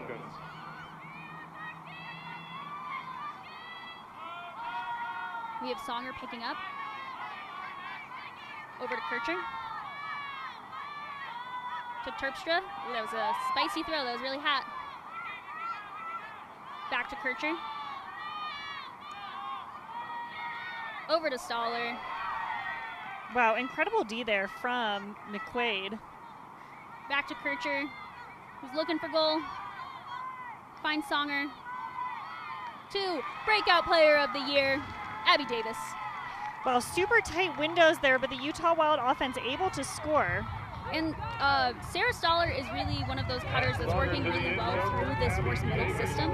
If you notice, the Wild handlers are kind of dishing it back and forth, and Stoller is able to cut across the field away from her defender to create that clearance. You see Kircher just with a backhand to Songer, with an easy dish to Davis, who had a step on her defender. We're still all holds. We have 1 minute left in this quarter. And I know both teams really want to break. They've each had one break this point, but it's been a minute since we've seen a break, and I know both teams are hungry for it. Utah Wild up just 1 point. This has been a tight game the entire time. Really exciting for fans. As you've mentioned before, lots of Utah Wild fans in the crowd, and the Bay Area Falcons just like really putting on a show for these fans as well. Yeah, it's been a great game so far. I think it's just really classic ultimate. So we have Aragon with the pull for Wild. It's windy, and so it went really high, and it's past the 50-yard mark, which I know Wild doesn't love. But Falcons must be pleased. And it looks like Falcons are setting up in a split stack, looking to number 7, Cardenas.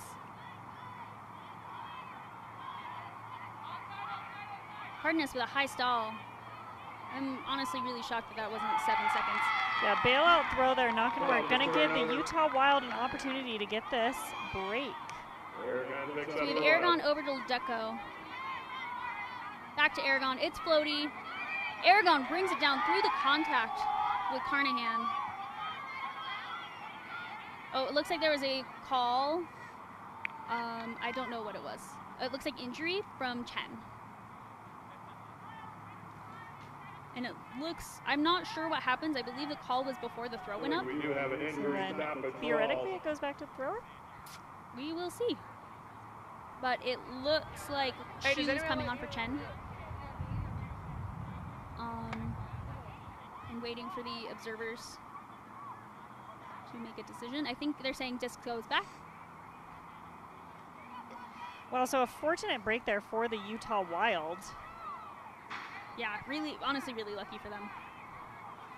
And yet again, I mean, let's see, there's 17 seconds left in this point, so I know Wild will want to hold it and make sure that they definitely want the break, but even if they don't get the break, that making sure that Falcons don't get it back.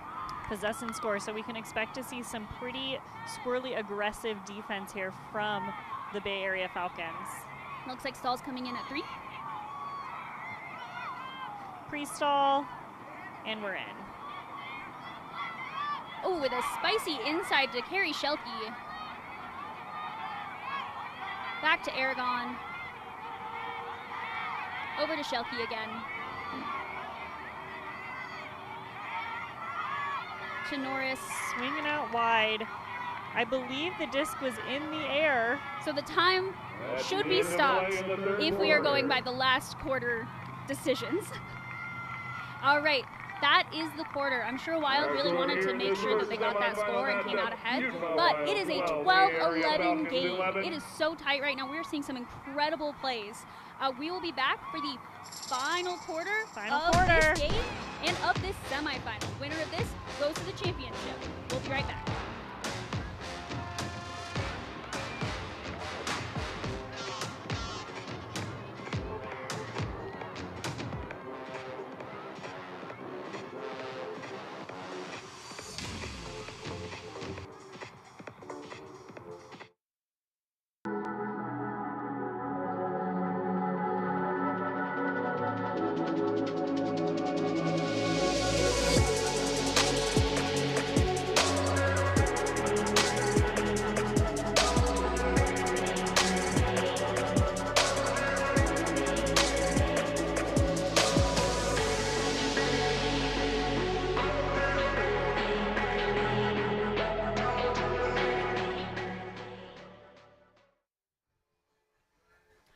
All right, we are back for the final quarter of the semifinal. Bay Area versus Utah. It's been a really exciting game so far, and we want to also shout out our sponsors. We'd like to thank Ulti Photos for their coverage of the 2024 Western Ultimate League Championship Weekend. Ultiphotos is the premier provider of ultimate photography in the US and Canada. Follow at Ultiphotos on social media and head over to ultiphotos.com to view and purchase their incredible action shots. We love our photographers. We do. They get all the best action shots. They make us look good. They make us look good. They help make sure our social media posts look amazing. We just love their support so much. All right, so it is the fourth quarter. I think we're seeing more impact on the wind, with the wind on the disc, as well as players getting tired. Is there anything that you've seen that's been really outstanding or things that you want teams to improve on, Bricks? I mean, I think we're all just looking right now at we're wanting to see these O-lines and these D-lines when they get into offense really just run a system. We want to see them putting touch on those throws, putting enough spin on the disc that they're not too affected from this wind, and just running their systems. Right now they're tending to get a little bit stuck. Their handlers are getting a little stuck, getting a little anxious, and putting up throws that are honestly less than even a 50-50 chance for some of the receivers. And the thing is, normally we see these players make these huge plays and it's really fun to watch, but as this game has gone on, this is probably one of the most intense games that either of these teams has played in all season long. They are all athletes. They all really want this. And that's showing right now as their legs are a little bit tired. You know, I like to say when we get to this point in a game, you know, at a certain point you stop playing with your legs and you have to start playing with your heart. You got to fight through that pain, fight through that fatigue, and also play with your brain, right? Like you gotta find the right window. Trust that, like, if a throw isn't there, that you can reset the disc. And that you will have, as my friend and the Alpenglow coach Thomas Echtel says, that you will have a 90% shot at some point. You just got to reset the disc enough times. I think that's really great feedback. And I want to say, like, we're having a harder time. Both teams are having a harder time setting up after a turn. So whether it has been a multi-turn point or defense gets the D, but it's a stopped disc and they need to set up, both teams are having a harder time, and so they're looking more towards their handler resets. Which is normally good, but they haven't had a lot of momentum downfield. Yeah, players are going to have to work. It's really interesting, right? Normally your defense goes first. I feel like on both of these teams, the defense has been incredibly strong, which is making that downfield offensive play really challenging. All right, pull goes up. That's Stacy Gaskill with the pull. We have it center to number 12, Imanishi. Over to Lexi Zalk, who's had an incredible game so far. Upline to Carnahan. Hitting that inside just through Cardenas' hands, but Judd is able to make the catch. Shortall finds Gaskill. Utah Wild in search of this break. Shortall finds Finnegan, and Wild's having a harder time getting momentum through their vert stack. I think they're uncertain on where the cuts are supposed to come from. And just a really floaty disc there, and Carnahan comes down with it for the Falcons. They are back on offense. Carnahan hits that inside. This time it's caught by Goss. To Zalk, to Carnahan in momentum. Looking back to Imanishi. Whoa. And a bit of a collision there, but Finnegan just picks up through the Falcons. Over to Judd. Judd's looking for somebody. These discs really affected by the wind right now, right? They're popping up a lot, making these grabs really difficult. That was an incredible grab by Bozone. I thought that was out. And we have Perquette to Miller on the upline. To a bidding Gaskill. Over to Finnegan, who's able to seal the deal and get the break out of the quarter. 2 bids in a row to maintain possession for the Utah Wild, convert that to a break, and take a 2-point lead. You see Gaskill, just, wow, incredible bid there. Maintains possession, stays chill enough to throw it to Finnegan, who does the layout to seal the deal. And that's always challenging, right? You get a big boost of adrenaline when you make a nice layout with that right outside the end zone. Got to play it cool, though, and Stacy Gaskill has done this before. She is absolutely the kind of player that you want fighting that adrenaline. Cool as a cucumber, right to her teammate, who, again, battles to maintain possession for that disc. A clap catch layout. A clap catch layout. Probably learned that from Songer. I feel like last time Songer was here, she did like 3 or 4 clap catch layouts in a row. I don't know how she does it. How does she still have forearm skin? Got some Wild fans dancing in the crowd. Love to see it. That's Wild board member Jessie Dewey. Though she is not here as a representative for the Wild, she's here for herself. And we love that. We love a fan. No, that's some incredible work. We have Wallen with the pull for Wild. Wild is hungry for another break. I'm sure Falcons just want to make sure they have a clean hold. Han Chen is back out there for the Falcons after calling that injury during the last quarter. Chen just running short all through the washing machine and shoots for Stepanidis, and just a little too far. I think maybe if that was a quarter one throw, Stepanidis could have gotten it, but now we're hot. We're a little tie-tie. Yep, and this is going to be a huge opportunity for the Wild. Again, if they can chill it out, play their D-line offense, this is going to be a huge momentum gainer for them if they can make this break. Oh, just a little too high for Bozone, and Maru's able to bring that down. Coming up with a clutch play per usual. Over to Chen in the center of the field. To Stepanidis. Looking back to Chen. Chen with a great inside. That's Saltzman. Wow. Number 4, Julia Tang, she was waiting for it, she was ready, and Perquette sniffed that out and got that run through D. Really opportunistic D for the Utah Wild. Schelke picking up for the Wilds. Schelke up to Moulton, who shoots up to Bozone, says, Dee's done enough. She can get this, and she did. Reeling it in a very important time. And wow, just that continuation year round. That is another break for the Utah Wild. They are taking the energy of this game and making it theirs. They want to be in that championship game, creating now a 3-point lead from the Bay Area Falcons. The largest lead either team has had at any point in this game, with just under 9 minutes remaining in this final quarter. Just incredible. So we can take a look at that throw up to Stepanidis. This first turn just a little too far. And then Shortall just overthrowing Bozone. It just popped up, and Maru picking that up. And then Perquette with the run through D to help make sure Cherwink brings it in for the break. It's 14-11. This is incredible.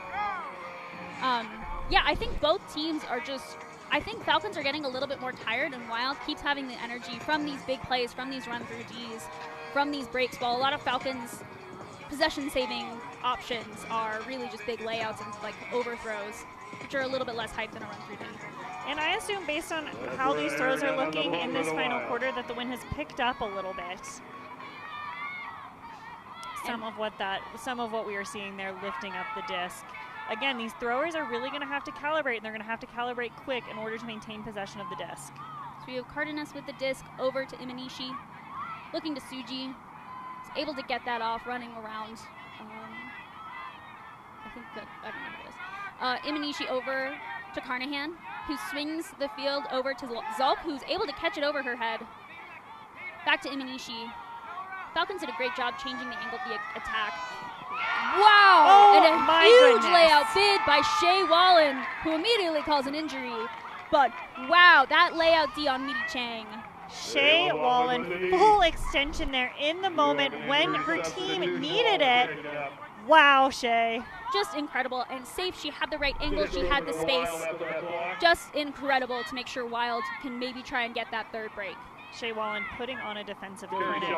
And again, Utah Wild with the momentum right now. Another break is just going to secure them.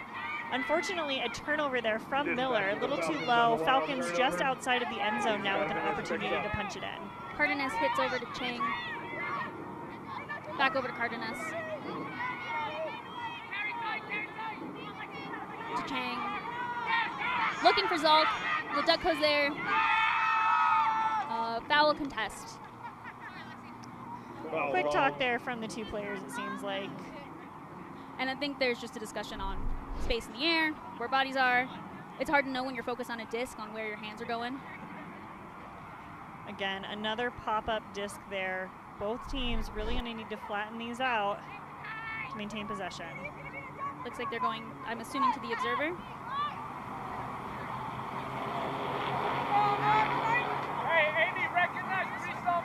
Okay, it looks like Zalk maintains possession of the disc, is taking it to the end zone line, and they have that 4-second pre-stall.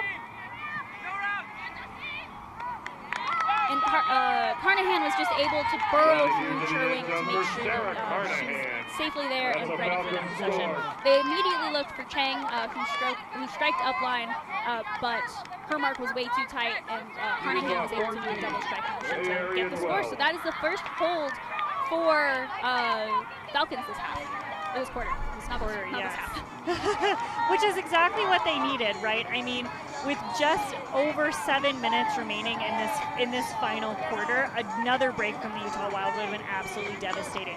However, I think it's pretty clear that the Utah Wild are currently the ones setting the temperature, setting the vibes on in this game. They're really in charge of the speed of the game, and that probably feels pretty good for them.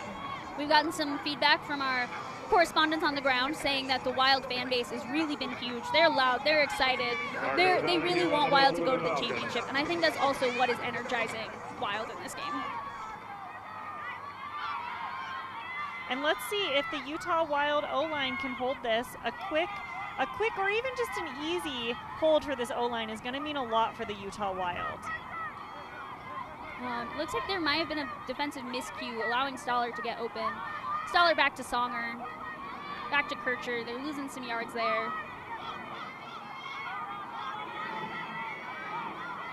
With an inside to Williams, I'm honestly surprised that wasn't a stall, knowing how quickly people count in this league. That was an incredible mark there. Yes. From number 9, Vicky Chen. We have Stanislawski, who dumps it to Songer. Back to Stanislawski. Over to Terpstra. There's some sort of call. A pick called. That is the woes of vertical stack. There are definitely more picks called. The woes of a vert. Stall's coming in on 4. They have that 4-second pre-stall. Terpstra is looking far and wide for Williams, who's able to bring it in under tight pressure from Leahy. Okay. William, able to find that space, incredible. I can't tell if there's a call or if there's a discussion. I think there might have been a stall, which based on the hand signals, that felt quick. That feels crazy. I don't really. Oh, although if they're starting when they were on the ground. So since the stall is player counted, it means that honestly 90% of the time it is not actually a 7-second stall. So we can take a listen from the observers. Hey, give me seconds to the hardest D you can play. Maybe there's a discussion when we come back here. But there was.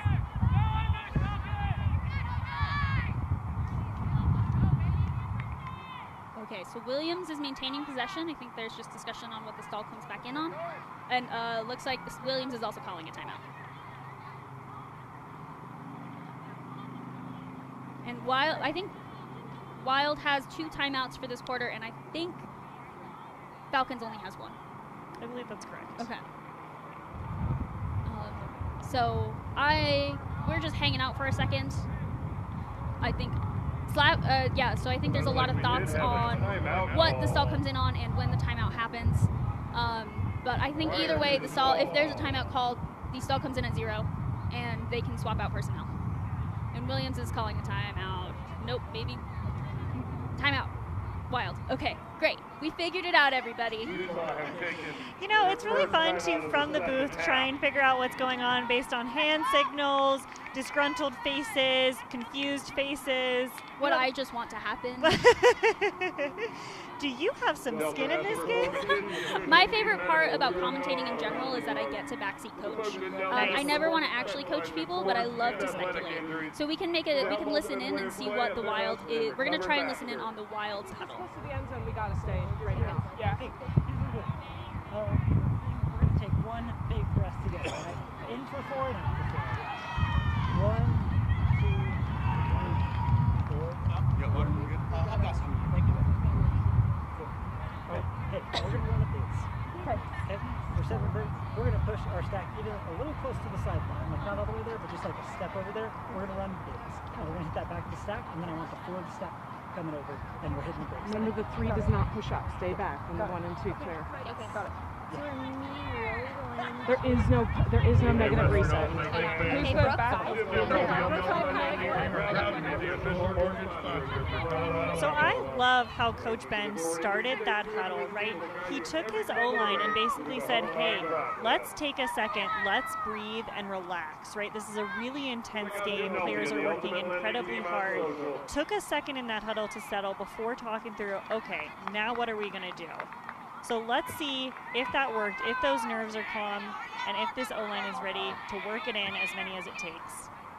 And it looks like Wild is setting up in that vertical stack like they talked about, and Falcons are setting up in a person defense. So we have Kircher with the disc looking for Stanislavski around, who brings it in. That was a big OI. Finds Songer. Back to Kircher on the far side of the end zone. To Terpstra under pressure. She brings it in! Wow, Terpstra there. Utah Wild doing exactly what they talked about. Hit that break side and worked it down. Wow. Coach Ben, I hope you're proud. Your team just did exactly what you wanted them to do. Incredible. Yeah, they were able to use the front of stack cuts to clear some space as well as kind of distract the defense to get it all the way over to Stanislavski to switch the field, allowing Kircher to hit Terpstra under some tight pressure. And Terpstra here, right, not an ideal throw there from Kircher, but Terpstra using her athleticism, using her skills to read that disc and make sure that they came out with that score. We have a shot of Terpstra and Hruzhnikova. Hruzhnikova actually helps coach Spiral Jetty, which is Terpstra's team, and so I know that they have a special bond there, as well as matching grades, which we love. We love that. This is a sport and also an opportunity for fashion. I mean, look at Paige Kircher with her orange hair. I love it. And the big earrings. Kendra Miller always plays with big earrings. How? And it stresses me out so much. Paige, text me. How are you wearing big earrings right now? I'm terrified for you. It's all about swagger, you know? Look good, feel good, play good. And Wild is definitely feeling good right now. They want to punch this in and really just seal the deal with 5 minutes left on the clock. We have Chu centering to Chen. Coming down in a split stack. And they swing it all the way around to Carnahan, who is unmarked. With an inside, wow, to Urheim. Looking for Chu. Back to Cardenas on that sideline. To Chen, who just puts it out for Maru, and I would say Maru has gotten 90% of those throws this game, and unfortunately this was the one that was a little too far for her. And again, sort of splitting the difference between 3 different cutters. They're all going to the same space. Possible that they looked up, also saw each other, and weren't sure who the disc was for. Also fair. So Wild has a chance for this break. Finnegan puts it up for Gaskill. I don't think Gaskill was quite ready for that. No, but she did look at her hand to make sure that it was there. She is surprised that she did not catch that disc. I am as well. So Bozone got a hand on that throw, but Zalk is able to get it through.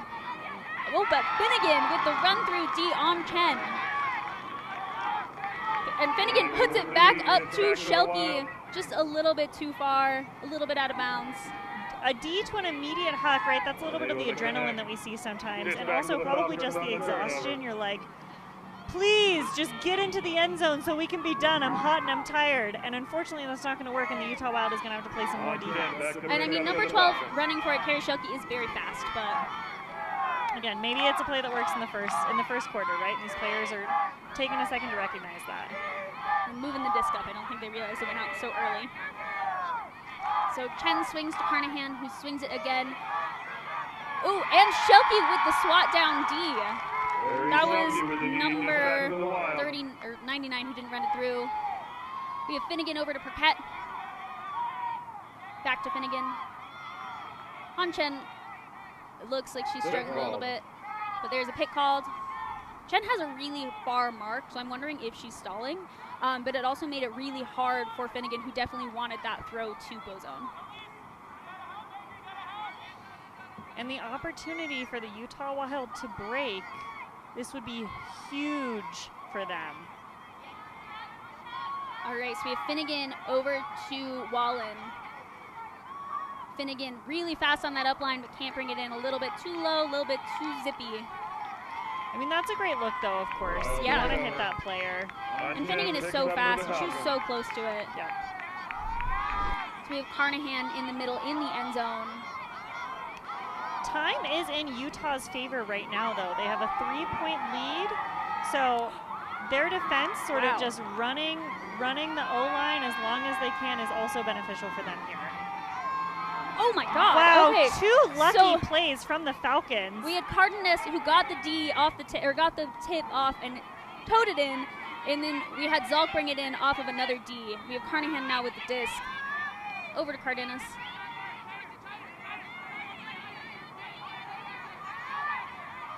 Looking for Urheim. Finds her on that sideline. Dumps it straight back to Cardenas. And just too lofty, but Maru's able to bring it in, just like she always has. And just a little bit over Wallen's head, and Zalk brings it in for the hold. And that was really important, right? That's the only thing kind of keeping them in this game. We only have a minute and a half left. If you are the Utah Wild, you're probably feeling pretty good right now. The game is in your control. It is yours to lose, which can be a very scary place to be. Yeah, so we see Wallen got the tip, but Carnahan was able to bring it in. And then we have Maru with a Truink going over her head, and Zalk just able to run onto it. So I don't think that was necessarily the offense that Falcons wanted to see, but they were able to stay with it. They were able to stay with the play, most importantly. And I think, yeah, Wild needs to work on catching their Ds a little bit more. With this kind of win, you know, anything could happen. Man, very lucky for the Falcon offense there, for sure. Now we're going to see the Utah Wild offense. They've seemed to have a little bit more control of this game so far. Since the second half, they've had a little bit of an easier time walking that disc up, getting that in. So let's see if they can do it here. They are all but just a few good throws, a few good minutes of ultimate away from going to the championship game. Some incredible defense by Meaty Chang and Elsa Winslow. Winslow's bid multiple times, and a timeout was called by, I'm assuming, Wild, because they had possession when Stanislavski had the disc. I think it was a good call. The Falcons defense is just so locked in on those handlers, and generally Wild runs it through their handlers, and so when the offense isn't running downfield, I think it's definitely a good call for them. And so those are both timeouts for the Wild this quarter. You know, and the Falcons know that they need to get a turn. They need to get a turn quick in order to stay in this game. So that's why we're seeing that really tight lockdown D in the handler space. And so there is 1 minute left, 1 minute and 3 seconds left in this quarter. Wild has their own props. They have their own fan section. I think you can definitely see the energy while a lot of Falcons players are sitting, or they have their hands on their head or hands on their knees. I think Wild is a little bit more hyped. They definitely have the momentum going for them, and this crowd does not hurt.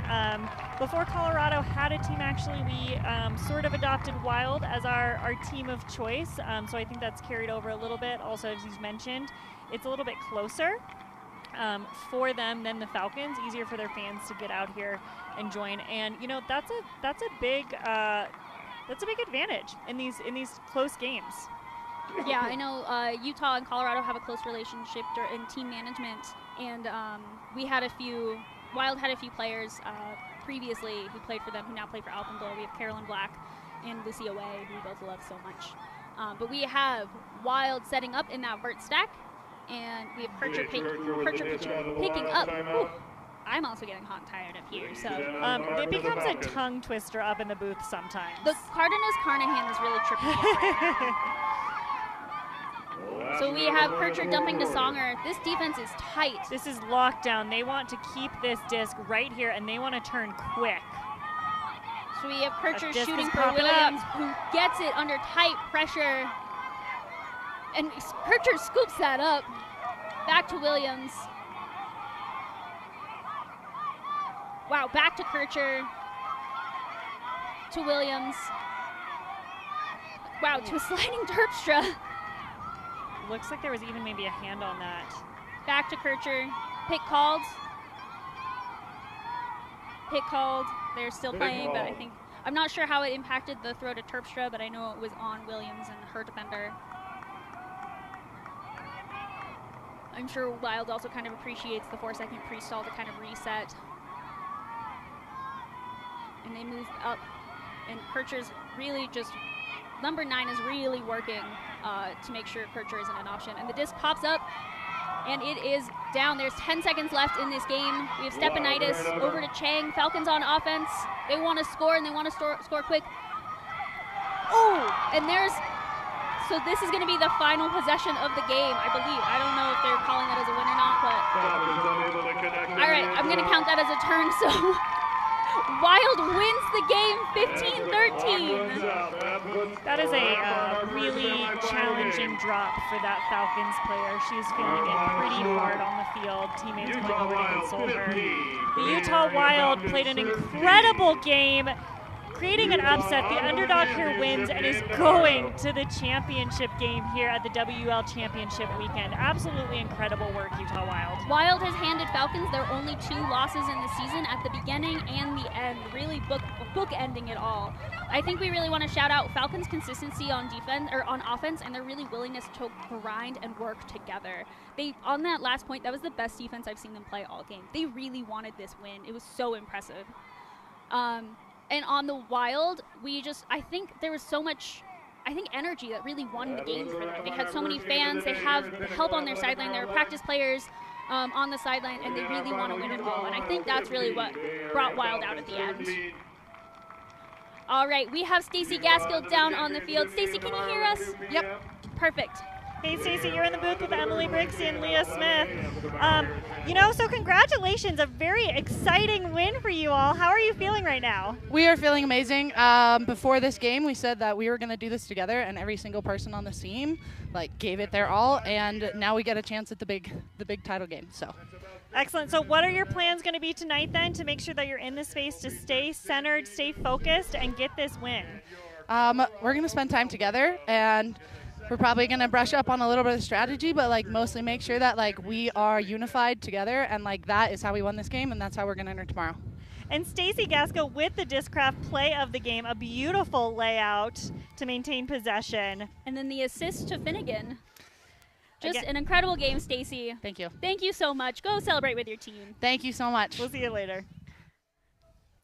Wow, so the first semifinal of championship weekend is done. We had Utah Wild with the upset of Bay Area Falcons. So that means for the next game, we will learn who Wild is playing. Our next game is going to be San Diego Superbloom versus Colorado Alpenglow.